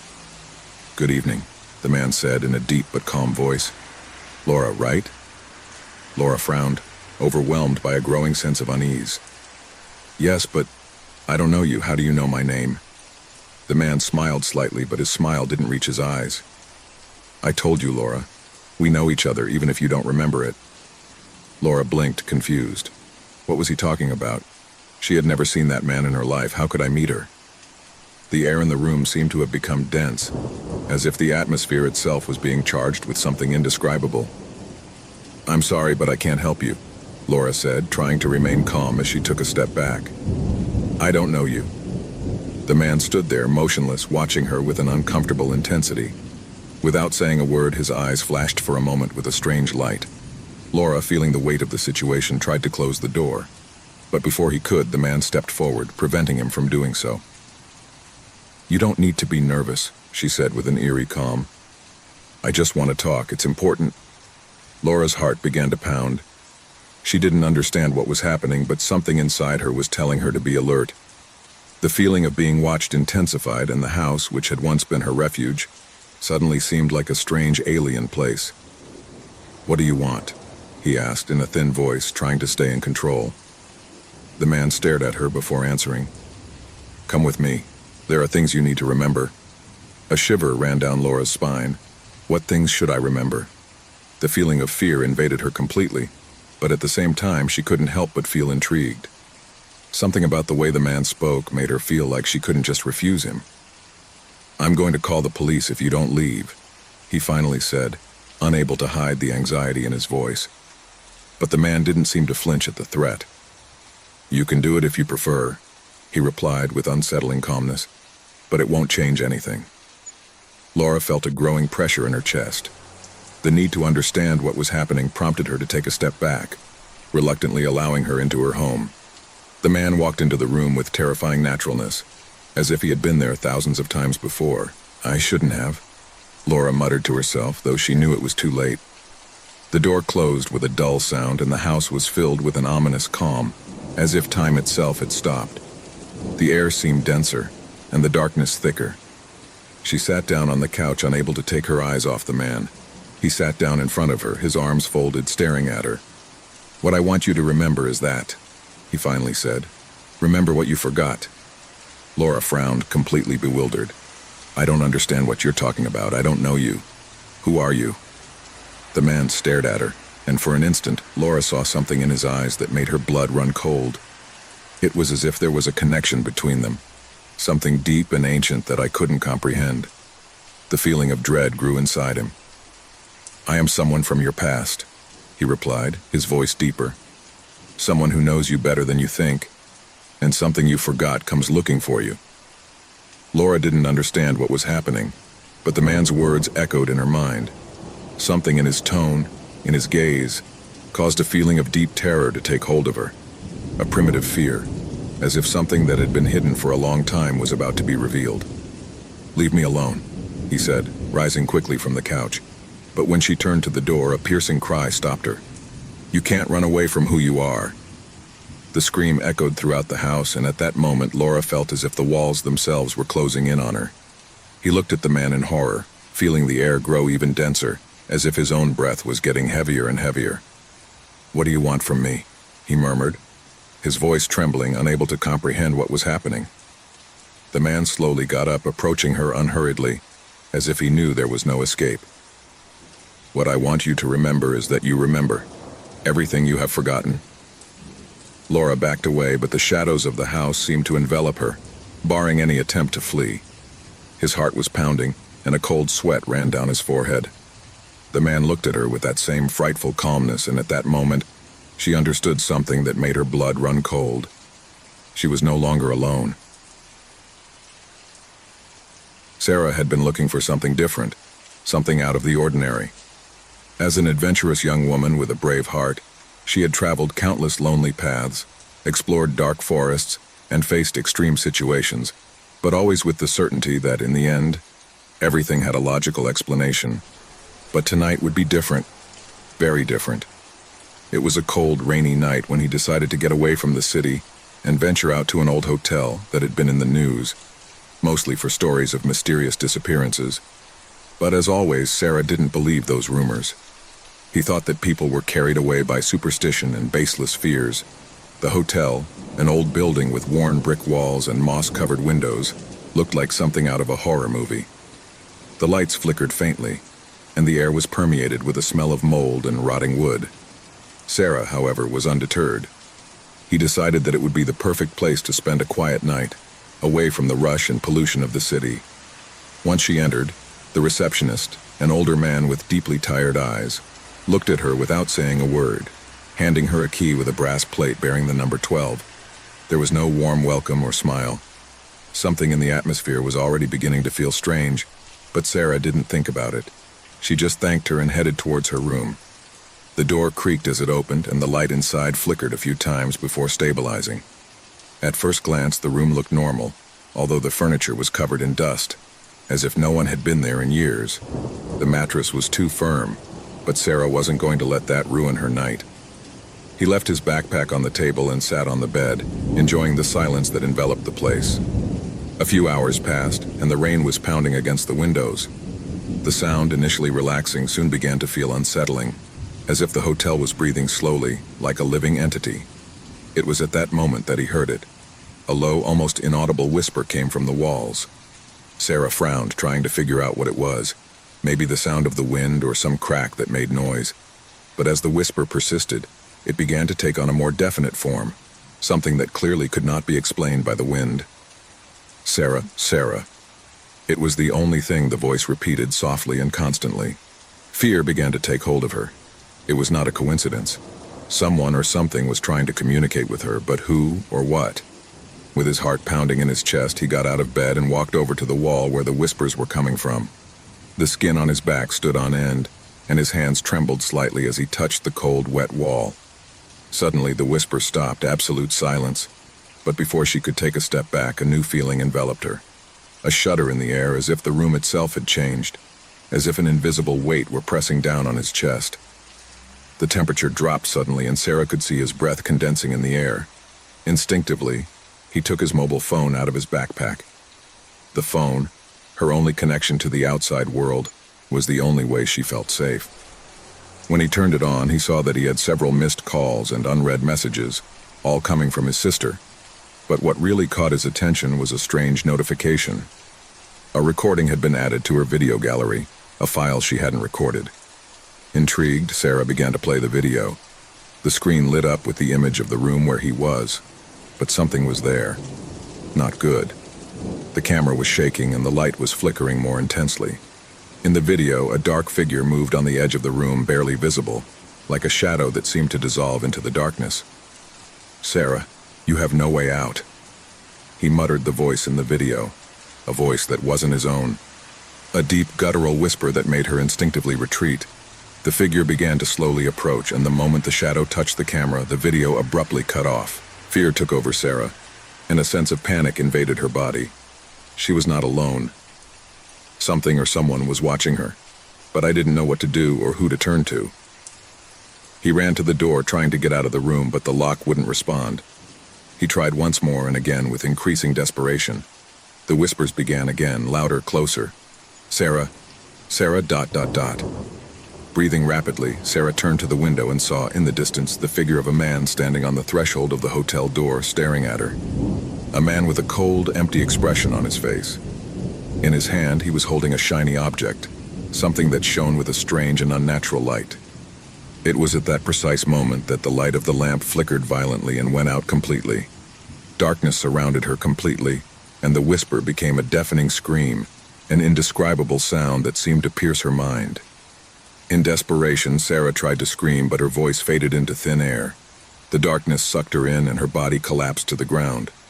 When the light came back on, the room was empty. The receptionist the next day found Sarah's phone on the table next to the bed with the message she had recorded herself before disappearing. "Don't trust the hotel. It's cursed." The hotel returned to its usual silence, but those who passed by said that sometimes, at dusk, they could hear the whispers coming from the walls. In a city where the bustle of the streets never ceased, a painter named Sebastian was accustomed to walking through the forgotten corners of the antiques market. His life, although it had been marked by the stillness of his studio and the constant search for inspiration, always led him to enter those dark places where something could be found that would awaken the necessary spark for his art. However, this morning was different. Something in the air, something in his chest told him that something peculiar would happen. It was a gray and humid day. The clouds seemed to press the city, lowering the spirits of all those who walked its streets. Sebastian walked, his hands in his coat pockets, moving among the old shops, ignoring the furtive glances of those who sold his forgotten objects. Suddenly, a faint glow caught his attention. In front of him, an inconspicuous store, almost hidden among other more modern ones, invited him in. The wooden door creaked as it opened, revealing a dusty but fascinating interior. The shelves were filled with objects that seemed to have centuries of history, from antique clocks to mirrors with golden frames that crumbled over time. Sebastian didn't know what exactly had attracted him, but his eyes were fixed on a dark corner where a portrait was hung, half hidden among other objects. It was a painting of a woman, her expressionless face and a deep gaze that seemed to have something inhuman about it. Although the painting was somewhat deteriorated over the years, something in it caught him. It was as if the woman was looking at him, even through the centuries. The price was not low, but Sebastian did not hesitate. The painting seemed to have something special, something that he could transform into art. Without thinking about it anymore, he paid the owner of the store, who with an enigmatic and somewhat disturbing smile handed him the portrait. There were no polite farewells or recommendations, just a slight nod of the head. Sebastian went out, the painting under his arm, not knowing that this apparently harmless object would be the beginning of his doom. Back in his studio, Sebastian hung the painting on the wall. At first, everything seemed normal. The woman in the portrait kept her expression serious, her eyes fixed on some point out of her vision. But as the hours passed, Sebastian began to feel a strange sensation. It wasn't the discomfort of being in a dark room, but something more intense. A presence that seemed to observe him, something or someone that was beyond the layers of paint. At first, he tried to ignore it. He sat in front of his easel, painting as he always did, looking for inspiration for a new canvas. However, he couldn't take his eyes off the woman in the portrait. It was as if his eyes moved subtly but moving, changing direction every time he looked at them. Sebastian couldn't believe what he was seeing. Sometimes the eyes seemed to be fixed directly on him. Other times they looked around as if the woman was aware of his presence. The painter, disturbed, got up from his chair and approached the portrait. The painting didn't seem to have any damage, but when he looked at it closely, Sebastian felt a cold run down his spine. There was something odd about the details, something he couldn't identify, but which disturbed him deeply.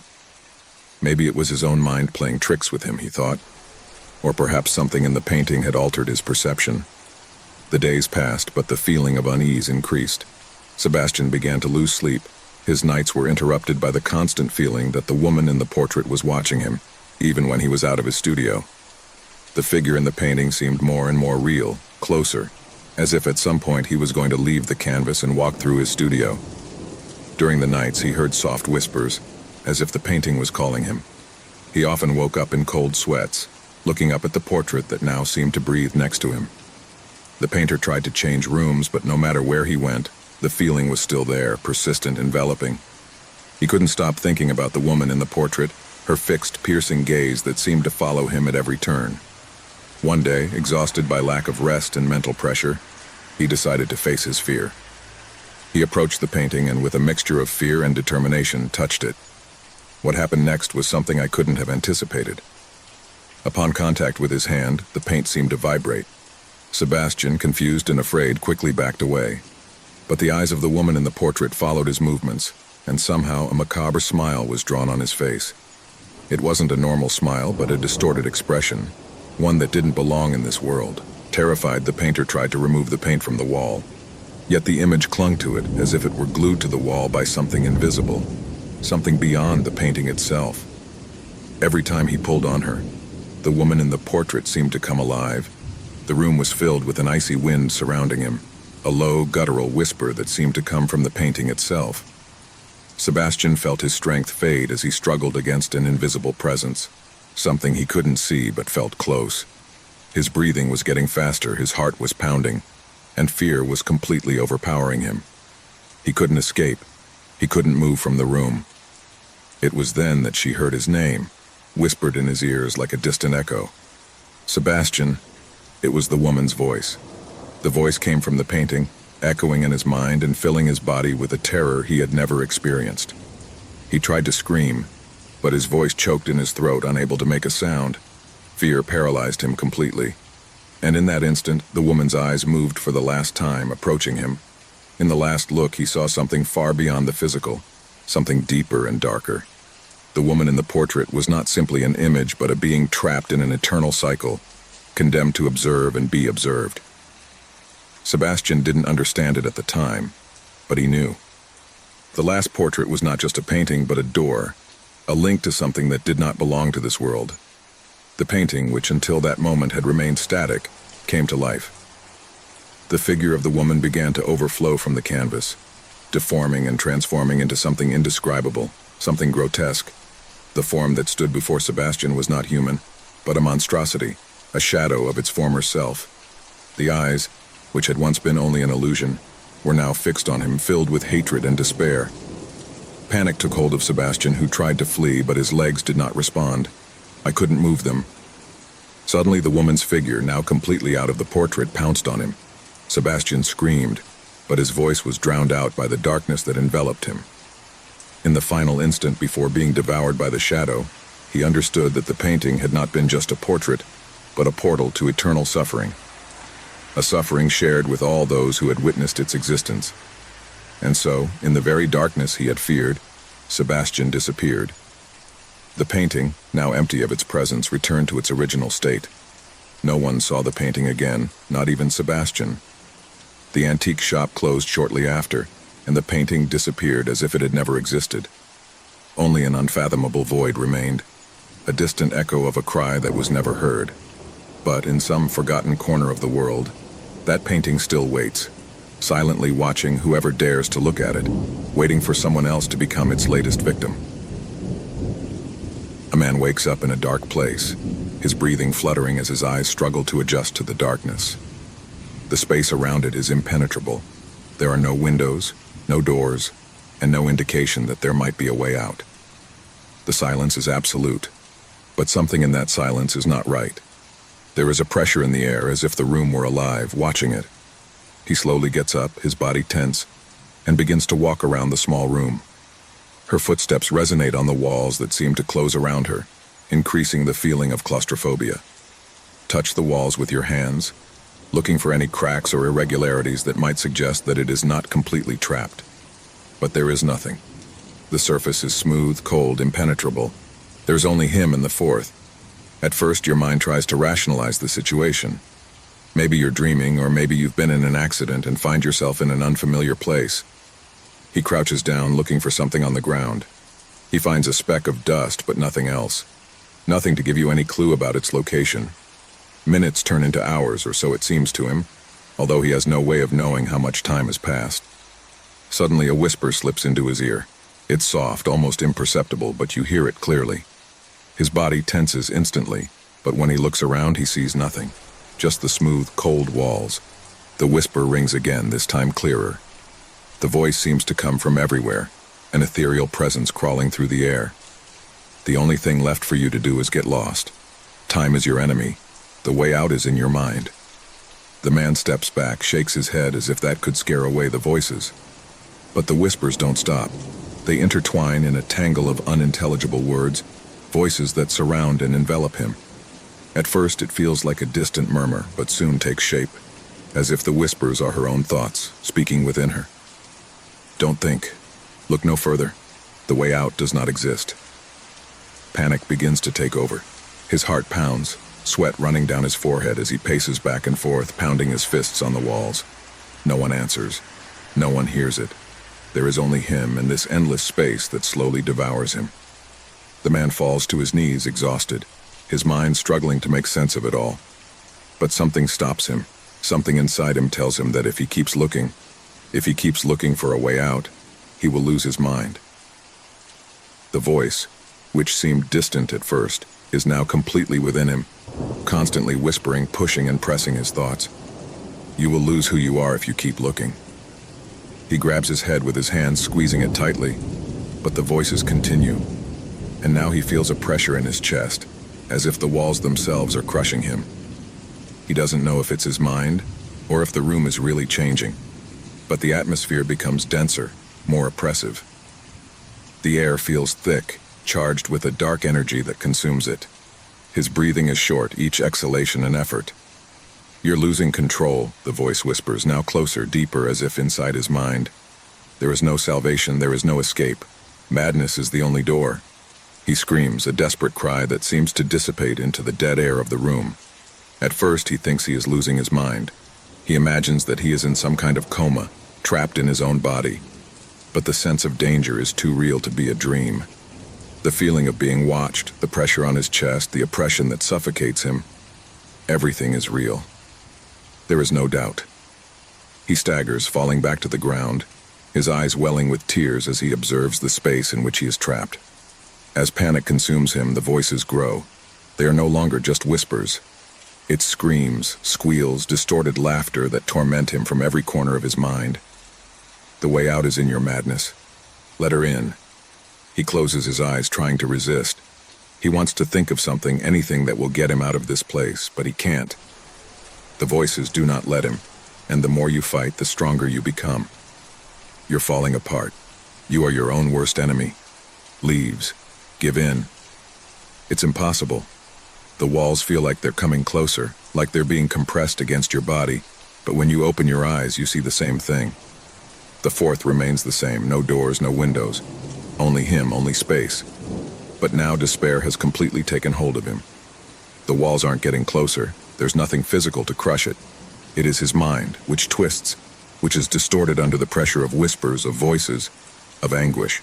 He feels the sensation of falling, of sinking into an abyss from which he cannot escape.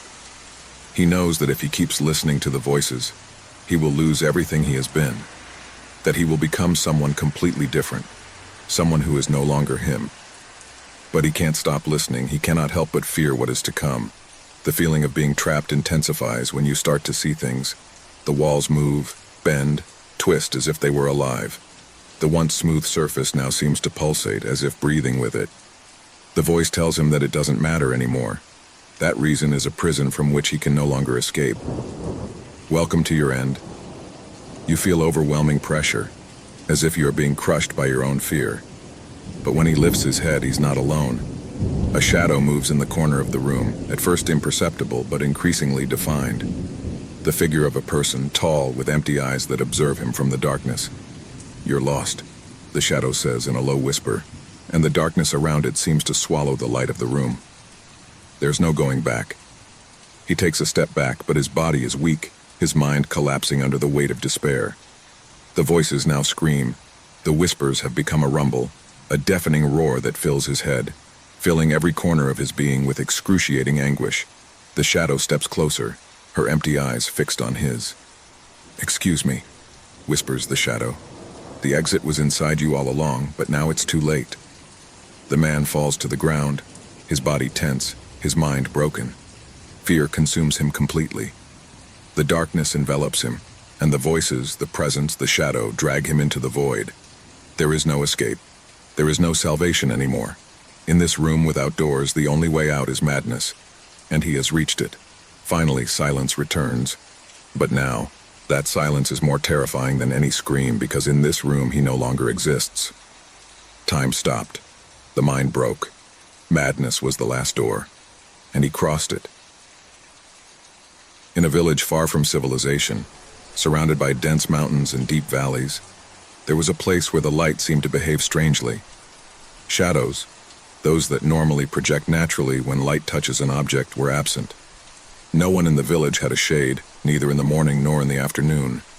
The inhabitants became so accustomed to this lack of shadows that, for them, it was as natural as breathing. They had been born without them, grown up without them, and lived in a world where the absence of shadows did not cause questions but was simply part of their reality. But everything changed the day a child arrived in the village. His name was Elias. He was an ordinary child, like any other in appearance, with bright eyes and a shy smile. He had dark hair and pale skin, something that made him stand out in a place where skin tones tended to be warmer due to the constant sun that never seemed to quite set. Elias didn't understand why he didn't have a shadow, but he quickly got used to the emptiness his body left on the ground. The first time he realized something wasn't right was when he approached a group of children playing near the central plaza. At first, no one paid attention to it. Elias was just another child. But as soon as he approached them, something strange began to happen. One of the girls, Sarah, who was normally cheerful and playful, began to visibly tremble. His face turned pale, his eyes widened with fear, and without warning, he turned and ran home, not looking back. The other children did not understand until suddenly they also began to feel uncomfortable. The air became thick. The laughter stopped, and everyone looked at Elias with distrust. He didn't understand what was happening, but something inside him, something dark, felt that something was about to be unleashed. That night, when Elias returned to his small house on the edge of town, he found something he would never have imagined: a figure in the window. She was tall, dressed in a black cloak that absorbed all the light around her, and her eyes, or what he interpreted as eyes, were two bright spots that reflected the moonlight. He couldn't see her completely, but he knew the figure was watching him. Terrified, Elias ran to his bed, covering himself with the sheets. The figure did not move, but the atmosphere was filled with a heaviness that made him feel suffocated.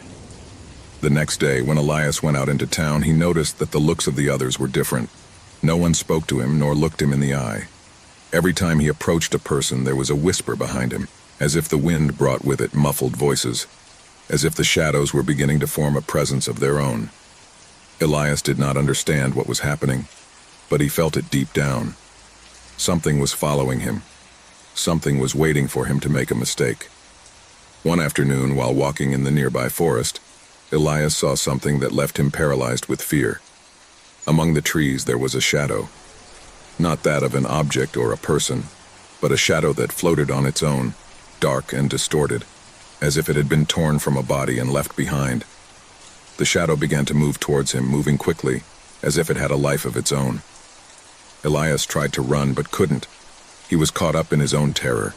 The shadow was getting closer and closer, and with each step it took, the air became denser, as if it was being swallowed by darkness itself.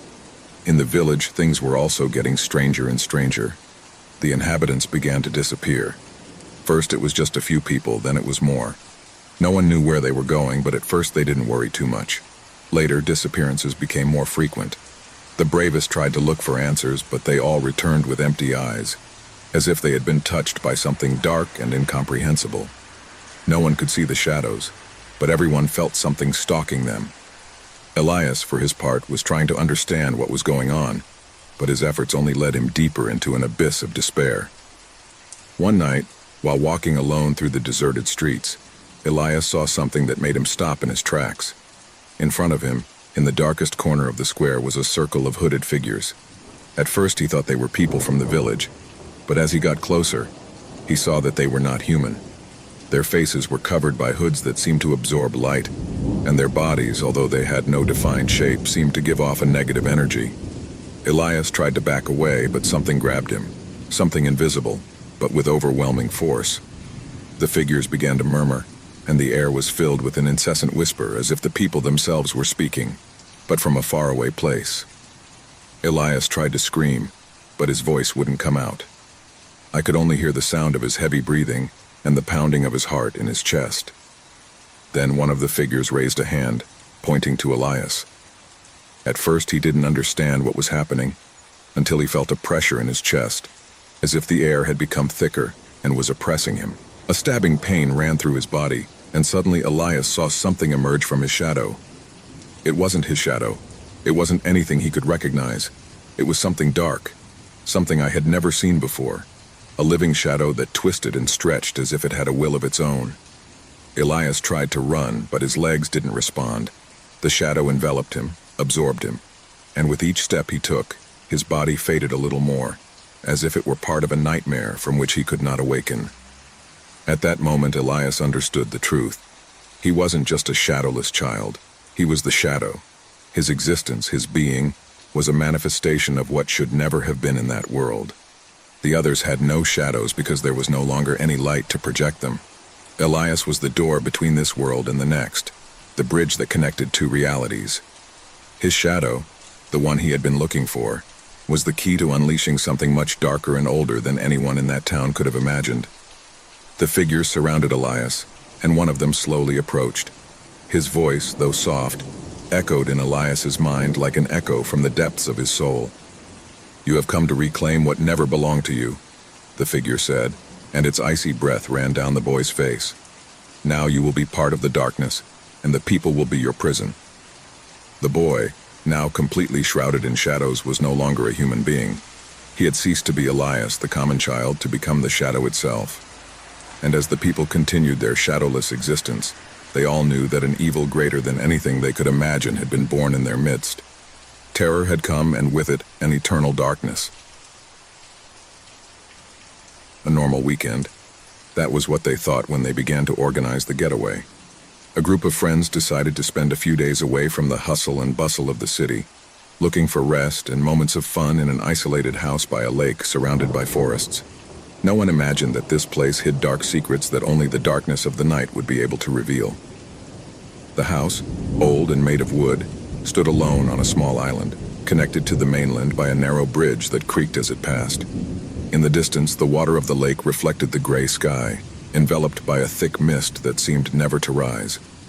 The air was humid, and the sound of the waves crashing against the shore was the only thing that broke the silence. No one in the group thought about the dense and heavy atmosphere surrounding the place. For them, it was simply an escape from the routine, an opportunity to enjoy nature. The friends, excited and full of energy, unloaded their backpacks and began to explore the house. It was spacious, with time-worn furniture, and while it looked cozy inside, something about its structure made it feel unsettling. The walls creaked at every step and the lights twinkled in the darkness, as if the house were alive, watching. In the afternoon, after lighting a fire and drinking something by the lake, they began to notice small details that they could not explain. The basement door, which was locked with an old padlock, seemed heavier than normal. Some of them thought it was a simple security measure, but the tension grew as the night progressed. When darkness fell completely, the feeling of discomfort in the air intensified. The trees seemed to move, although there was no wind. The water in the lake reflected the moonlight in a strange way, as if something was moving beneath the surface. No one wanted to talk about it, but everyone felt it, latent fear lurking. They decided it was time to sleep, but sleep didn't come easily. The strange noises of the house and the murmurs of the water made rest impossible. In the early morning, someone heard footsteps crawling down the hallway. The sound was soft at first, almost imperceptible, but then it got louder. One of the friends, Sarah, decided to get up and check what was going on. He peered into the dark hallway, but there was nothing, only the echo of his breathing. When she returned to her room, something made her stop in front of the window. The lake seemed darker and the fog thicker. From his spot, he could see something floating in the water, a shadow slowly moving toward the shore. Sarah felt a pressure in her chest, an indescribable terror that forced her to take a step back. At that moment, a soft, chilling laugh echoed in his ears, followed by a whisper that seemed to come from the depths. The darkness of the night took over everything around him. That same night, The friends began to experience what seemed to be a shared nightmare. Strange visions, shadowy figures peeking out of the water, and incomprehensible whispers creeping into their dreams. When they woke up, the fear did not dissipate. They felt a strange presence, as if something or someone was constantly watching them. By the next day, the weather had worsened. The fog had covered the entire lake, and the wind was blowing hard, shaking the windows of the house. The atmosphere was becoming more and more suffocating, and the group of friends decided it was time to leave. But when they tried to cross the bridge onto the road, they realized something terrifying. The bridge was no longer there. What was left was just a crumbling of driftwood, as if something had violently torn it off. Panic broke out in the group. No one could understand how that had happened overnight. They tried to use their phones to call for help, but the signal was completely dead. The feeling of being trapped in that place, unable to get out, increased by the second. That's when they decided to investigate the house, hoping to find a way out or something that would help them understand what was happening. They searched every corner, including the basement, but found nothing but dust and cobwebs. However, something led them to open a secret door that they hadn't noticed before. Behind the door, a steep staircase descended into the depths of the earth. They descended cautiously, the air becoming denser as they went. The light from the lantern illuminated mold-covered walls and strange old symbols that seemed to be written in blood.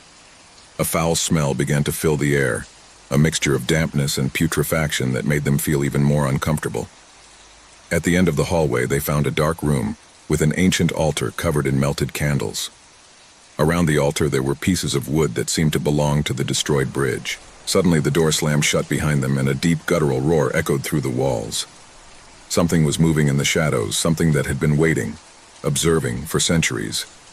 The house, the lake, it had all been part of a forgotten ritual, one that had been interrupted. And now, with their presence, they had released something that should have remained locked up. The friends tried to run, but the shadows were moving quickly, enveloping them, trapping them in a nightmare of panic. The walls began to close, and laughter of something monstrous filled the air. The water of the lake on the surface of the altar began to boil, and the figure of something indescribable emerged from the depths, its monstrous form creeping towards them. The last thing they saw was the figure coming out of the water, and the sound of their muffled screams was lost in the mist. The darkness was absolute. The figure emerged from the water with unnatural speed, crawling over the damp earth of the basement, as if it had no limitation on its movement. Each of the friends felt an indescribable terror, as if his very soul were devoured by the presence he had been waiting for, hidden in the depths of the lake. The monster rose, its silhouette twisted and monstrous, its eyes shining with an evil, empty light. He was not human. It was not an animal. His body seemed to be an amalgam of shadows, water, and inorganic forms, a being created from nightmares and ancient horrors. The skin was translucent, with dark veins running through it as if his blood were the same darkness that emanated from the bottom of the lake. His face was a mixture of distorted human faces, each caught in an expression of agony, as if the being was an entity that took lost souls. A scream echoed through the air, but it wasn't a human one. It was a call, an invocation. Something was awakening, something that had been waiting for the right moment to break free, and the sacrifice of those who dared to interrupt his rest was the key to his freedom. The friends tried to flee, but the basement seemed to have transformed into an endless labyrinth. The walls closed around them, crushing them, as the sound of the approaching monster grew louder and louder, deeper. An icy chill filled the air, the kind of cold that wasn't from the temperature but seemed to seep deep into the bones. The fear they felt was physical, as if their hearts beating hard could be heard by the entity. Desperation was palpable in the air. When they finally reached the end of their flight, they found an exit on the other side of the house, but the water of the lake had invaded everything, slowly rising up the walls, as if the house itself were being devoured by the water that had always been its prison. There was no escape. With a last-ditch effort, some of the friends tried to swim to the lakeshore, but the current quickly swept them away. The water surrounded them, covered them, absorbed them, as if the lake itself were a living being that swallowed its victims, returning them to the depths from which they should never have emerged. At the last moment, the screaming stopped. When everything was silent, the house remained there still, like a tomb that kept its secrets, waiting for new, unwary people who, like the previous ones, would arrive without knowing that they were already marked. Fog enveloped the place, and the water of the lake seemed calm, but beneath its surface something was stirring, something waiting, and the shadow that emerged from the bottom had the promise that his hunger would never be satisfied. The lake house remained a vestige of what it once was, its dark history plunged into oblivion. No one dared to approach after that night, and those who did never returned. A group of friends, tired of the daily routine, decide to venture out on a camping weekend. They sought to get away from the noise of the city, disconnect from technology, and enjoy nature. The forest, deep and mysterious, seemed the perfect place for his escape. They never imagined that they would enter a nightmare that would mark their lives forever. It was a Saturday afternoon when they arrived at the clearing where they set up camp. Around him, trees rose like dark giants, their elongated shadows stretching in all directions. The atmosphere was dense, almost oppressive, as if the forest itself were watching his every move. However, in their enthusiasm for adventure, they didn't pay too much attention to the warning signs emanating from the place. After settling in, they decided to explore the forest. They entered a path that seemed to take them even deeper into the heart of the forest. As they walked, the lushness of the place became more unsettling, as if the vegetation enveloped them and hid them from the outside world. Soon they came to a small cabin that seemed to have been there for decades, covered in moss and with broken windows. The atmosphere was gloomy and decadent. "Should we go in?" asked Laura, the most fearful of the group. Everyone looked at her, but no one answered immediately. The place exuded a sense of abandonment and mystery, and despite the latent fear, a strange curiosity pushed them to approach. They decided to go in. The door creaked as it opened, and a heavy, stale air greeted them. Inside, darkness seemed to embrace everything around him. Dust covered every surface, and the air was thick, as if time itself had stopped within those walls. However, there were no signs of life, no animal, no sound, just an absolute silence that was more terrifying than any noise. "What happened here?" muttered Tomas, the most adventurous of the group. He looked around, looking for clues that explained the abandonment of that place, but he found nothing that gave answers. Then, something caught his attention. A strange dark spot on the ground, as if something or someone had crawled there. He couldn't help but feel a growing uneasiness. The group began to explore more cautiously. They walked through the rooms, each one more somber than the last, but there was nothing out of the ordinary, except for an uncomfortable feeling that was intensifying. That's when Emily, the most outgoing of the group, heard something. A whisper, as if someone were muttering his name in the distance. His eyes widened and a wave of fear swept through his body. "Did you hear it?" he asked, trembling. The others looked around, but there was nothing, only the sepulchral silence. However, that unsettling feeling did not go away. Suddenly, as they explored the upper floor, a heart-rending scream broke the silence. It was Tomas's cry. They quickly ran to the source of the sound, but when they arrived, Tomas was gone. The place where he had been had only a trace of scrambled earth, as if something had dragged him with force. "Where is he?" shouted Laura, her voice filled with panic. The others didn't know what to think. Had it been an accident? Or was something much more sinister going on? Desperate, they began to search for Thomas, calling out to him, but the cabin seemed to offer no answer. The hours passed without finding any clues, but something else was happening. The air, once charged with stillness, now seemed to move, as if something invisible were watching them. Each sound seemed amplified, and the tension grew in each of them.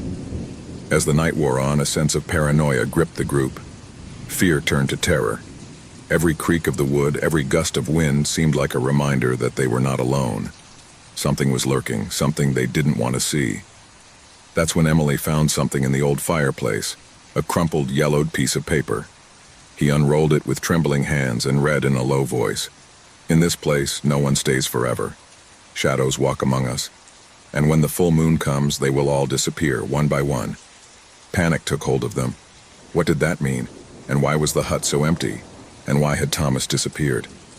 They tried to flee, but the forest seemed to have closed in on them. There were no trails that would take them back to camp. Each attempt to return only plunged them deeper and deeper into a maze of trees. It was as if the forest itself was catching them. The darkness seemed to have a life of its own. When they finally managed to find their way back, the cabin was gone. What once seemed to be a solid, real structure had now vanished, as if it had never existed. Desperate, they began to shout for Tomas, but only the echo of their voices responded. Fear was transformed into pure terror. Tomas's disappearance was never solved, and his friends never spoke of what happened. However, each of them carried with them the memory of that terrifying night, a night that changed them forever. In their hearts, they knew that what happened in that forest was not an accident. Something dark and evil had awakened there, and now no one was safe. Years later, the camp was found empty. Investigators who tried to inquire about previous disappearances in the forest never returned. And the empty hut, which no one dared to look for anymore, is still waiting, lurking, somewhere in the darkness of that endless forest. It was a gray afternoon when Emily, exhausted from the long journey, decided to take an alternate route on her way home. The deserted road stretched for miles, surrounded by growing darkness.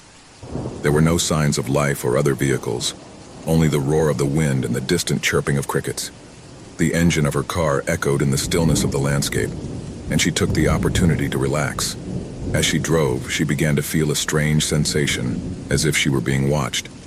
She shook her head and told herself that it was just tiredness. However, something was not right. His phone above the passenger seat vibrated suddenly.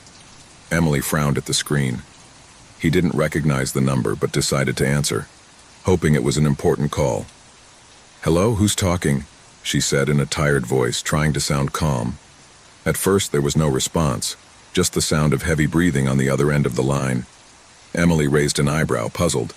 "Hello?" he repeated, looking at the phone with growing uneasiness. Finally, a trembling voice emerged from the darkness on the other end of the line. "Help me. Please," said the male voice, full of despair. "I'm trapped. I don't know where I am. There's something here. Something that is looking at me. He's chasing me." Emily felt a wave of discomfort run down her spine. The voice was distorted, as if the man was in a dark, terrifying place. "Who are you?" he asked, his pulse racing. Fear was beginning to creep into his voice. Before he could receive an answer, the call was abruptly cut off, leaving only the echo of the stranger's heavy breathing. Emily, her hands sweaty, looked at her phone for signs of life, but there was nothing. There were no messages, no missed call logs, just the blank screen. He stared at his phone for a few seconds, his mind racing for answers. Just a joke, he thought. It must be someone playing with me. However, a strange sensation lingered in the air. She decided to continue on her way, but she couldn't shake the feeling of being watched. Over the next few days, Emily tried to forget what happened, blaming it on the stress and fatigue of the trip. However, something inside him told him not to ignore it. She was used to being alone on her travels, but she had never felt anything so unsettling. The latent sense of danger never went away. One night, after arriving at her apartment, Emily checked her phone and saw something that left her paralyzed. A message without a sender or any information. When he opened it, he saw a recording. She played it without knowing why, as if something pushed her to do it. The audio that began to play was the same as that of the mysterious call. The same desperate voice, the same gasping breath. But what made her tremble with terror wasn't just the voice. It was the sound of a whisper filtering through the end of the recording. Something enigmatic, almost inaudible, but clearly audible to anyone paying attention. "Don't look back," the whisper said like a warning. A shiver ran through his body. Suddenly he realized that there was something much more sinister behind that call. Something dark that was following her. But I couldn't let it go. I couldn't ignore it. He decided to investigate. However, I had no idea what I was about to discover. Emily began to go through her phone logs, looking for something that might lead her to understand what had happened on the road. When he accessed the call history, something strange happened. There on the list, he saw the call from the unknown number, but with a peculiar detail. The time she was received did not coincide with the time she had been behind the wheel. It was as if the call had been recorded long before she answered it. The mystery increased, but something worse awaited her. That same night, Emily began receiving text messages. They were short, meaningless, but chilling. "You're closer than you think," said the first. The following message came shortly after. "Don't leave the house." Another, an hour later. "Time is running out." The messages intensified as the days progressed. Emily couldn't ignore them. She began to feel like she was being watched constantly, even though there were no obvious signs that anyone was around. At all hours, I felt the presence of a shadow, something I couldn't see but that was always lurking. The situation escalated when, one morning, Emily woke up with the feeling that something was not right. The air was dense, as if the atmosphere itself were charged with electricity. When she got out of bed and looked out the window, she saw something that left her paralyzed. On the other side of the street, in the gloom, there was a figure. Tall, thin, motionless. A figure she couldn't identify, but who seemed to be staring at her. Panic took hold of Emily. He closed the curtains quickly, trying to calm himself. I needed to get out of there. He didn't know where he would go or what he would do, but he felt that his life was in danger. He picked up his phone and saw one more notification, a message with an attachment. The file was a photo taken from his own window, showing his figure looking out. The tall and slender figure was now closer. So close that I could see her eyes, which glowed in the dark. In a fit of desperation, Emily ran to her car and drove to the place where she had first received the call. The deserted road, now covered in a thick fog, seemed even more unsettling than before. When he arrived at the scene, he turned on the car's lights, looking for any sign of what had happened. There, in the darkness, he saw something on the ground. It was his phone. The phone I'd forgotten. The phone that had witnessed everything that had happened. Upon picking it up, the device turned on its own, and a new notification appeared. You are too close to finding out the truth. Now there is no turning back. A heart-rending scream filled the air, and Emily felt something horrible loom over her.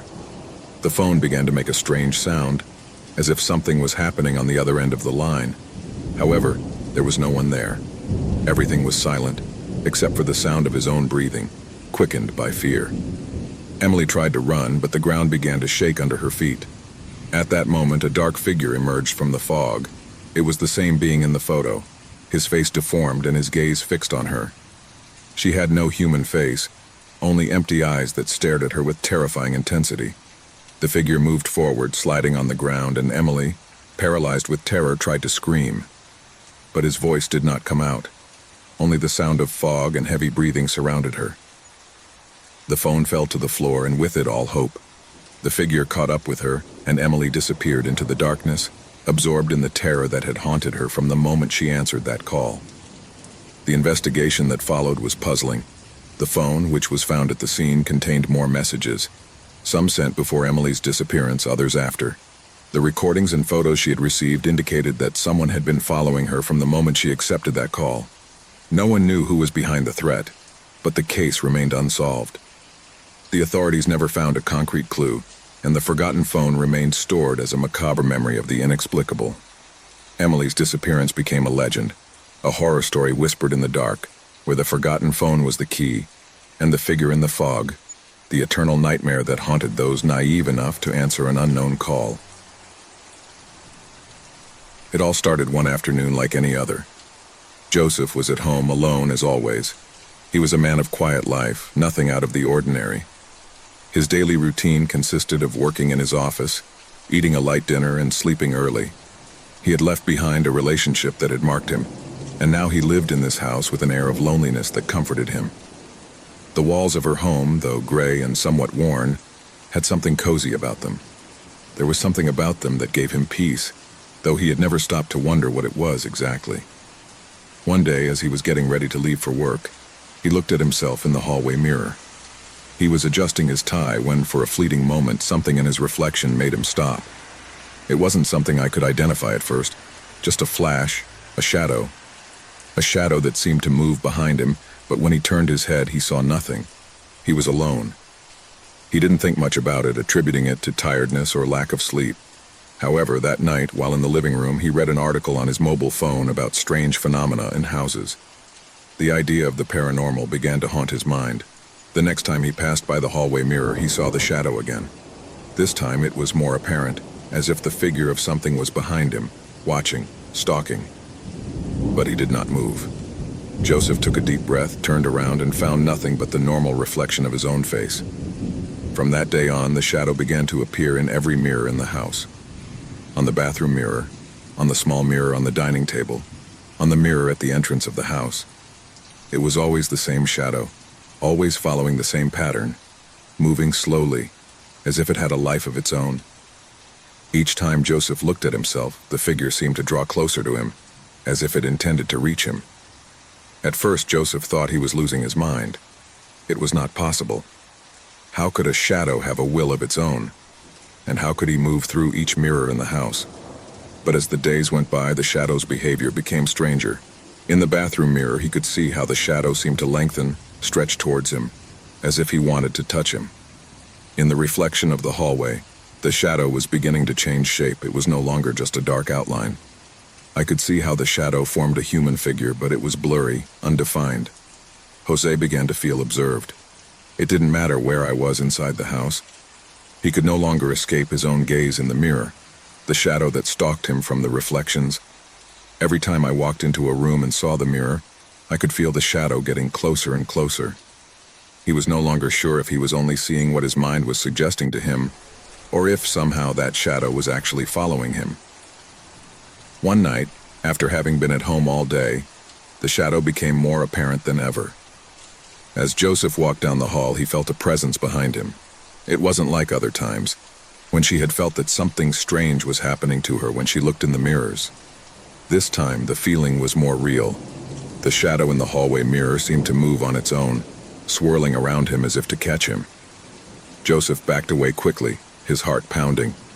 He looked around, but there was nothing in the house that could explain it. He ran to the dining room looking for something that could make sense of it all.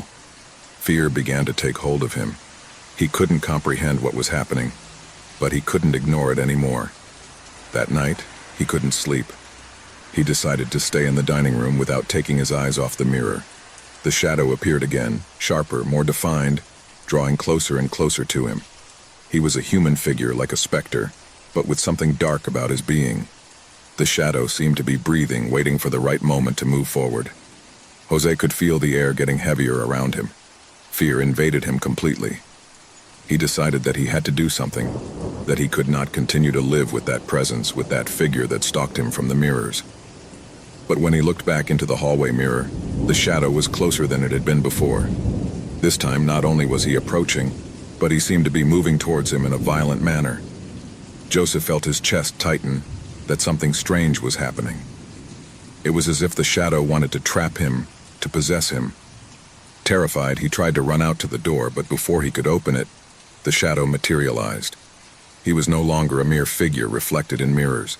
He had crossed over into the real world. Joseph could see the shadow take on human form, a disfigured-looking figure with empty eyes and an expression of anger and despair. The shadow surrounded him, and he, in his utter panic, couldn't move. Terror had paralyzed him. He wanted to scream, but his voice choked in his throat. The shadow began to whisper in his ear, incomprehensible words as if he were speaking to him in an ancient language, one that Joseph had never heard. Desperation invaded him completely. Fear had consumed him. He tried to back away, but he couldn't. The shadow kept him trapped. It was as if he were in an invisible prison that prevented him from escaping. The horror of what I was experiencing made everything even more real. The shadow not only followed him, now he touched him, brushed him with his cold hands, transmitting a feeling of pure evil.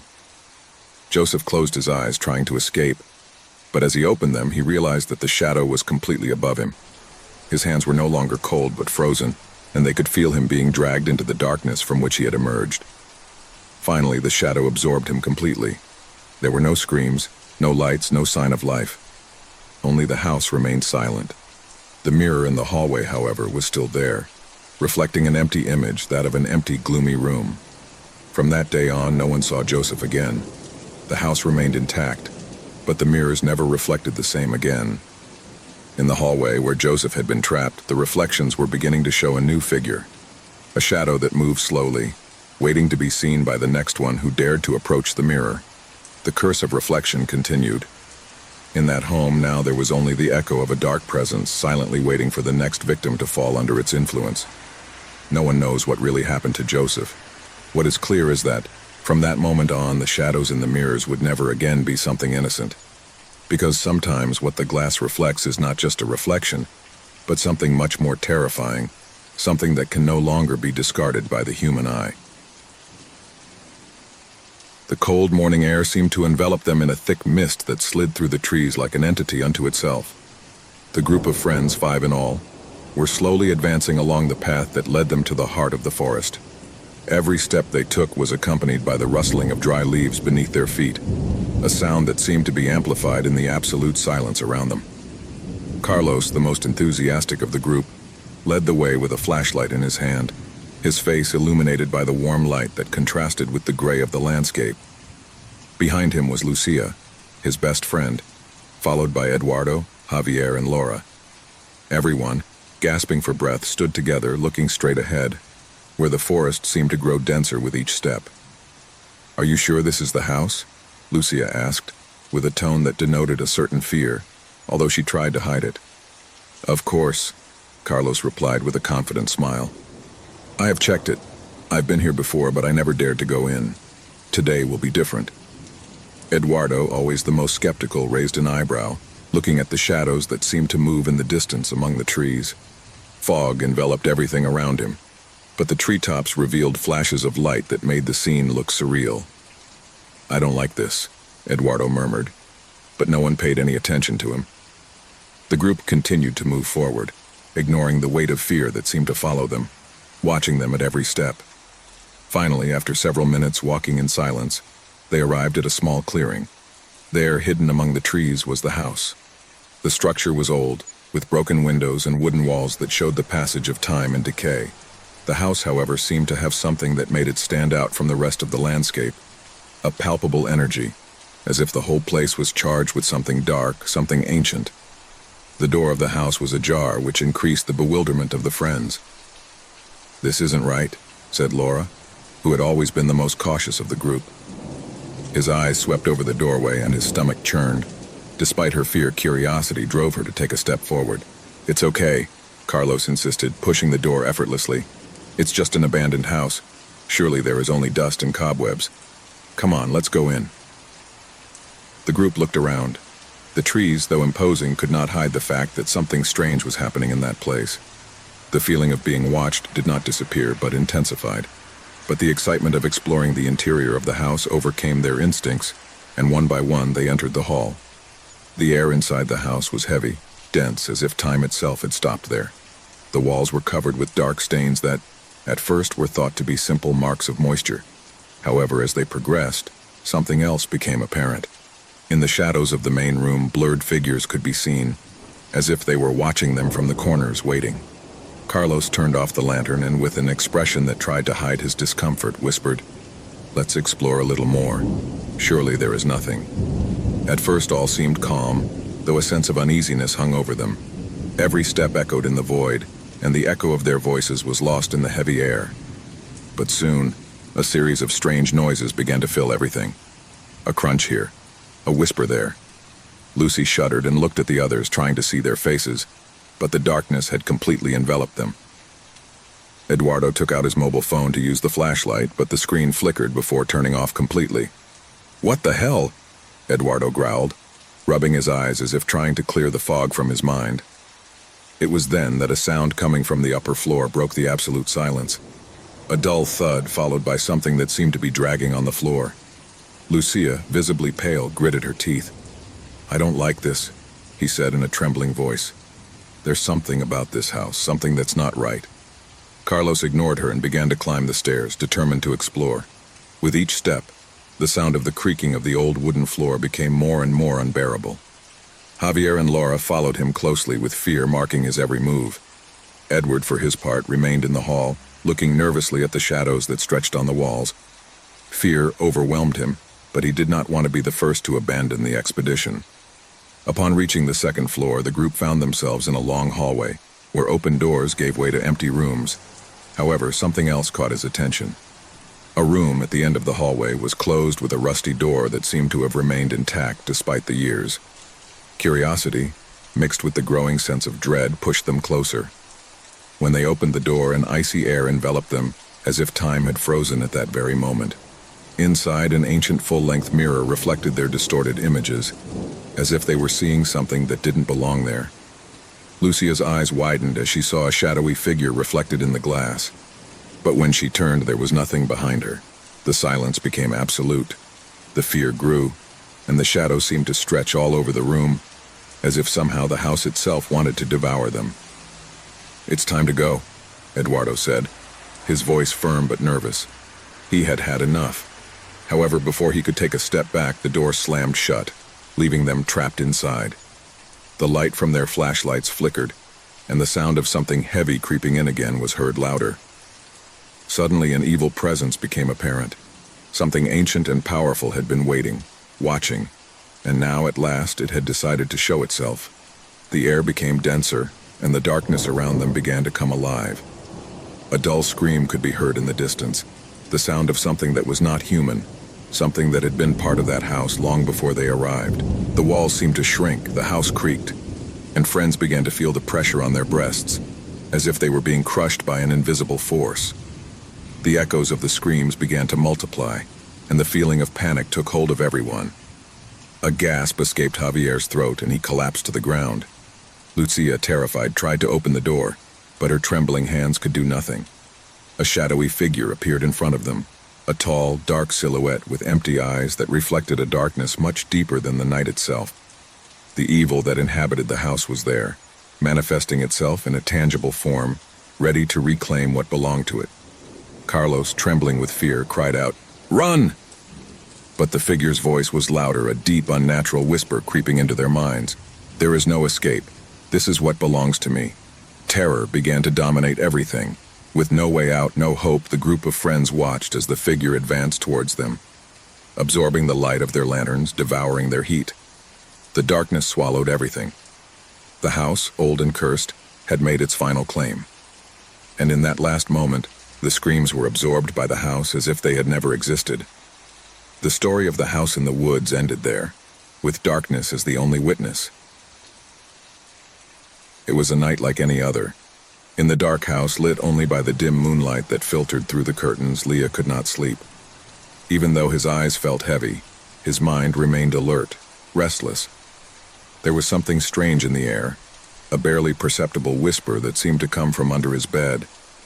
At first he thought it was just the shadows playing with his imagination. After all, she was a little girl, and her mind was often filled with fantastical stories when she was plunged into darkness. That night, however, the air in his room seemed denser, as if the space was charged with a presence that didn't belong there. Leah pressed the sheets to her chest, her breathing quickening, but forced herself to close her eyes, trying to sleep as usual.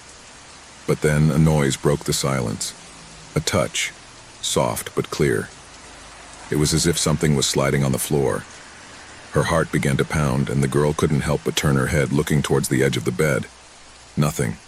A sigh of relief escaped his lips. Maybe it had been a draft, or his own mind playing tricks with it.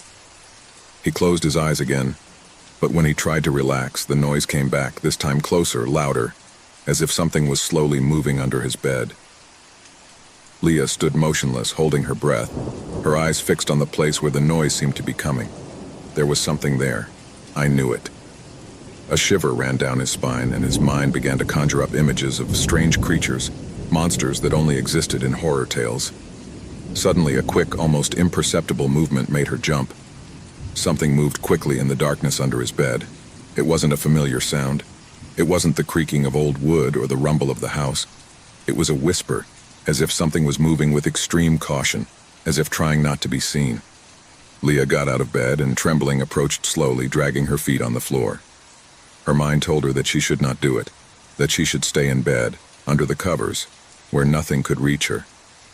But curiosity got the better of fear, and her small body, though trembling, advanced to the edge of the bed. The room was dead silent, except for his rapid breathing. Leah crouched, her face close to the ground, her eyes fixed on where the sound had come. I couldn't see anything. There was nothing under the bed, but the air was heavy, dense, heavy. Something was moving there, something she couldn't see but felt with every fiber of her being. A shudder ran down his spine when, suddenly, something tore through the darkness under the bed. A pair of bright eyes, like two small spheres of fire, slowly emerged, staring at her. Leah, paralyzed by terror, could not look away. Those eyes were watching her with an intensity that froze her blood. The space under the bed seemed deeper than it really was, and the girl couldn't understand how those eyes could be so close, yet at the same time so far away, as if they belonged to something that had never been human. The creature made a swift move, sliding backwards, disappearing into the shadows. Leah felt her legs falter, but she couldn't stop looking. He knew something was there, lurking in the darkness. Fear paralyzed her, but it also drove her to understand what was happening. At every moment, the creature seemed more real, more tangible, and more dangerous. Hours passed, but the girl could not close her eyes. I knew that something was waiting, that something else was going to happen, and I had to be ready to face it. The darkness was lengthening, but I could still hear the faint sound of something moving on the ground. A whisper that swept through the stillness of the room and filled the air with unbearable tension. Finally, the girl got up with the decision to face whatever was under her bed. Leah approached again, this time without fear, as if she could no longer escape the need to know the truth. He bent down and, with bated breath, looked directly into the dark space beneath his bed. Nothing moved. Nothing looked at her. But then, a thin, wrinkled hand extended a long, crooked finger from the darkness. Her skin was grayish, almost transparent, and the fingers seemed to deform into strange shapes as they reached out toward her. A terrified Leah took a step back, but the hand reached for her, touching her ankle with a coldness that made her scream. A shudder ran through her body, and the girl fell backwards, her heart beating so fast that she could almost hear her heartbeat echoing in her ears. With supreme effort, Leah got up, ran to the door, and rushed out of the room without looking back. His footsteps echoed in the hallway as he made his way towards the stairs. The house no longer looked the same. The air felt thick, as if something was lurking in every corner, biding its time. The girl ran, feeling the pressure of that dark force that followed her, so close yet so far away. Terrified, she reached the ground floor. His breathing became heavier and heavier, but something in the corner of the room caught his attention. A shadow that didn't fit, that didn't belong to the light of the lamp. In that dark corner, the creature watched her, her body long and meandering, with bright eyes that stared at her, as if enjoying the terror that the girl felt.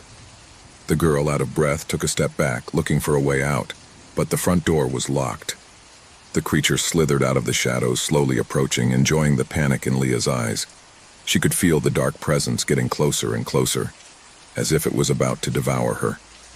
In a last desperate attempt, Leah screamed for help, but her voice was lost in the air, suffocated by terror.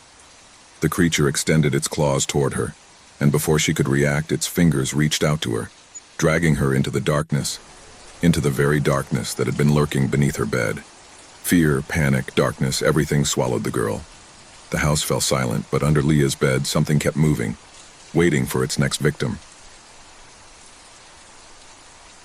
A group of urban explorers made up of Laura, Tomas, Javier, and Susana found themselves at the foot of an imposing abandoned psychiatric hospital. The facade, of a somber gray, showed the ravages of time and the lack of care.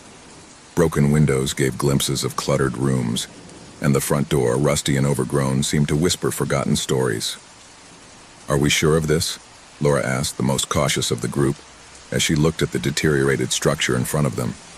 Tomas, who had always been the boldest of the group, smiled defiantly. "Nothing to worry about. We just have to do some exploring, take some photos, and get out before it gets dark. Everything will be fine."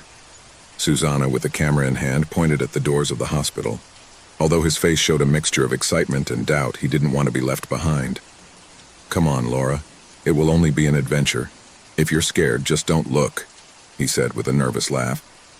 The group moved forward, crossing the threshold of the hospital. The air was permeated with a damp, acidic smell. The echo of his footsteps echoed through the empty corridors, interrupted only by the sound of the wind blowing through the cracks of the broken windows. The hospital seemed deserted.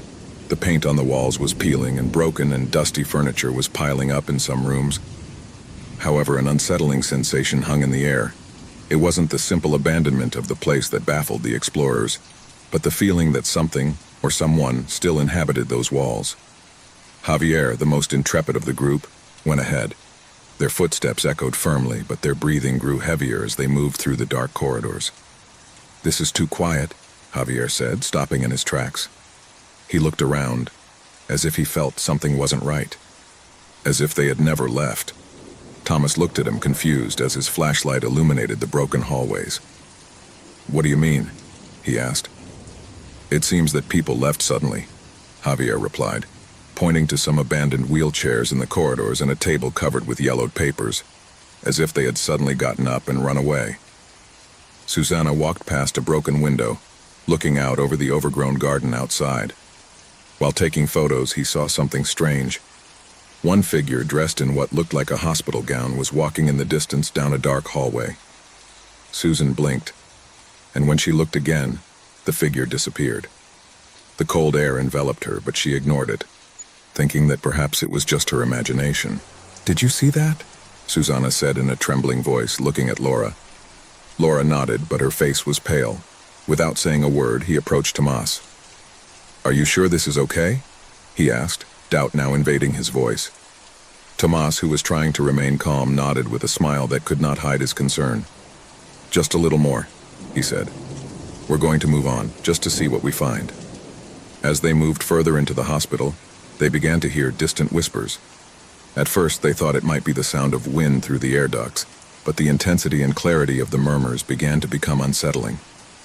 "Did you hear that?" Laura asked, her voice barely audible. Tomas tried to downplay the matter.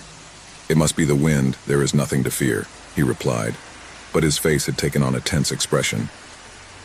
They stepped into a darker area of the hospital, with endless corridors that seemed to move and change before their eyes. In the background, they saw a large room. The door was ajar. The light from their flashlights flickered, and the air became thick, heavy. Thomas pushed open the door, and the light revealed a chilling scene. The hospital corridors were littered with abandoned beds, but what they didn't expect to see were dark figures, with expressionless faces, walking slowly between the beds. The figures moved in an eerie way, almost lifeless, but it seemed that they were waiting for something. The light from the lanterns illuminated them only for moments, but each time it did, the figures disappeared into the darkness, as if they were fading shadows. What is that?" Susanna whispered, her voice broken by fear. Javier, realizing that the figures were patients who never left, his heart raced. He remembered what he had heard about the hospital, about the stories of patients who stayed there after it closed. But he never imagined that those rumors were true. "We have to get out of here," Thomas shouted. But someone else's voice joined the cry, and it was not human. A distorted, sinister laugh filled the room. Suddenly, the figures began to move towards them, walking in a synchronized manner with slow but sure steps. The doors slammed shut, trapping them in the center of the room. The laughter grew louder, echoing in every corner, as if the hospital itself was laughing at her suffering. "We can't stay here," Javier shouted as he tried to force the door. Suddenly, the lights flickered and everything was plunged into darkness. The air became heavy, suffocating. The murmur of voices intensified, filling his ears with distant screams. In the midst of the blackness, something began to brush against the explorer's legs, something cold, with a texture that resembled dead skin. "Run!" Susanna shouted, pushing everyone towards the exit. But as they advanced, they realized that the corridor was getting longer and longer. Every time they tried to walk, the hallways seemed to move, as if they were being dragged backwards. "We're not going out, we're not going to get out of here," Laura murmured, looking terrified at the others. Fear enveloped her. The figures were closer, their faces warped and empty, moving slowly, as if they knew they had no escape. Desperation began to take hold of the group. The terror was palpable. The corridors closed around him, the doors were useless. They were trapped in a place that had never been abandoned. The patients of the hospital, the souls trapped in that place, kept walking the endless corridors, waiting to be attended by the doctors who would never return. "No, I don't want to die here," said Thomas, weeping as he fell to his knees. "What do they want from us?" Javier asked, his voice broken with terror. But the answer was simpler than they thought. They didn't want anything, they just waited like them. They hoped to be released from a prison that would never let them escape. As the laughter intensified, the lights came back on, revealing the face of the nearest patient. His face, emaciated and lifeless, stared at them. With a blank stare, he began to mumble something, and the words reached his ears with terrifying clarity. "You will never leave. Never." The mental hospital had been closed, but the souls of those who never received care were still wandering in its halls, waiting for someone else to arrive, never to leave again. Horror and panic invaded the hearts of the explorers as their bodies vanished, one by one, as if they had never existed. Finally, the hospital was closed again, and the figures like shadows continued walking, waiting for the next ones who dared to challenge their domain. The road stretched out before him like a snake, winding through the vast desert of night. The man, Juan, had begun his journey at sunset, and although the empty, dark landscape did not worry him at first, something was beginning to change in the air. It was as if darkness itself was breathing, waiting, lurking. The radio, turned on in an attempt to fill the silence, emitted only static, a low, annoying sound that, for some reason, kept unsettling him. The journey must have been long, but Juan had already traveled more than half of the route. The endless road and the loneliness of the night were beginning to take their toll on his mind. Every time he looked in the rearview mirror, he could see a faint light, a kind of glow in the distance. At first he thought it was another vehicle traveling in the same direction, but over time, the light began to look more and more like a lingering shadow, as if it was following him, lurking at his distance. It wasn't a car like the others. It was something he couldn't clearly identify, but the feeling of being watched, of being pursued, took his breath away. The light in his rearview mirror didn't disappear. It didn't fade like a car taking an exit or pulling off another road. No, that light was still there, always behind him, like an invisible weight on his back. Sweat began to tarnish his forehead. There were no signs of other roads or gas stations for miles, only him and the light. What was happening? He accelerated slightly, hoping that the distance between them would increase, but it didn't happen. The light remained there, fixed. In the back of his mind, a small voice began to whisper, a voice he had never heard before tonight. "You are not alone." Finally, after what seemed like an eternity, he saw the light of a gas station in the distance. It was a small oasis in the middle of nowhere, but to him it represented the only refuge that could offer him some security. He approached quickly without looking back. The car that had followed him was still far away, but in his mind, it was too close. As he stopped by the gas pump, a shudder ran through his body. The gas station was empty with no one in sight. The only light came from fluorescent tubes that buzzed and flickered irregularly. The air, hot and heavy, seemed to crush him, and the smell of gasoline enveloped him in an oppressive atmosphere. John got out of the car quickly and began to fill up the tank, his trembling hands moving awkwardly down the hose. He glanced sideways at the car that was still stationary at a safe distance, just across the road. I couldn't see the driver clearly, but I felt his presence as if I were watching his every move. At that moment, a figure emerged from the shadows, walking towards him with long, calm steps. The man didn't say a word, but his presence was impossible to ignore. He was wearing a long coat and a cap that partially covered his face. The figure stopped a few yards away from John and, with a soft but deep sigh, spoke. "You're going to need a lot more than gasoline to escape what's following you," the figure said quietly, his tone deep and filled with a strange echo that seemed to reverberate through the air. Juan took a step back, his heart began to beat harder. The feeling of terror ran down his spine like an icy chill. Who was this man? How did he know what he had been feeling? Trepidation invaded him completely, but he could not help asking, "What do you mean by that?" His voice sounded tense, forced. I didn't want to know the answer, but curiosity got the better of fear. The stranger raised his hand, pointing toward the car on the other side of the road. Juan looked over there, but could see nothing to confirm the man's strange statement. The distance between them was too great, and darkness enveloped everything. However, when he turned his gaze to the figure in front of him, the man was already closer, too close. "The car. It's not what it seems," he said with a frightful calm. "He's there because he has a reason. And you have been chosen." Panic took hold of Juan, and a shiver ran through his skin. Chosen for what? What did all this mean? Suddenly, the sound of the car that had been following John grew louder, rapidly approaching. The headlights illuminated the gas station with a blinding light. But the worst thing was not the light, nor the sound of the wheels on the asphalt. The worst thing was the sensation that ran through his body. It was as if everything was in slow motion, as if time itself had been distorted. The pressure in his chest choked him. Something was not right. The man in front of him smiled slightly, a smile that didn't reach his eyes, which was still as cold and empty as the shadow around them. "It's not an accident, my friend. No one who enters this road leaves it without leaving something behind. And now you have something that belongs to them." Before Juan could react, the car that had been following him pulled up next to him. The driver's door slowly opened. The driver, a man with a cold, empty stare, peeked out. There were no emotions in his eyes, only the intensity of someone who had witnessed something beyond human comprehension. "It's time for you to pay," the driver said in a guttural voice, as if the words came from a distant and gloomy place. Juan tried to take a step back, but his legs did not respond. Terror had completely paralyzed him. The stranger's figure looked at him one last time, and his face changed into a grimace of horror. as if he finally understood what was about to happen. The driver of the car walked towards him and with a quick movement grabbed his arm.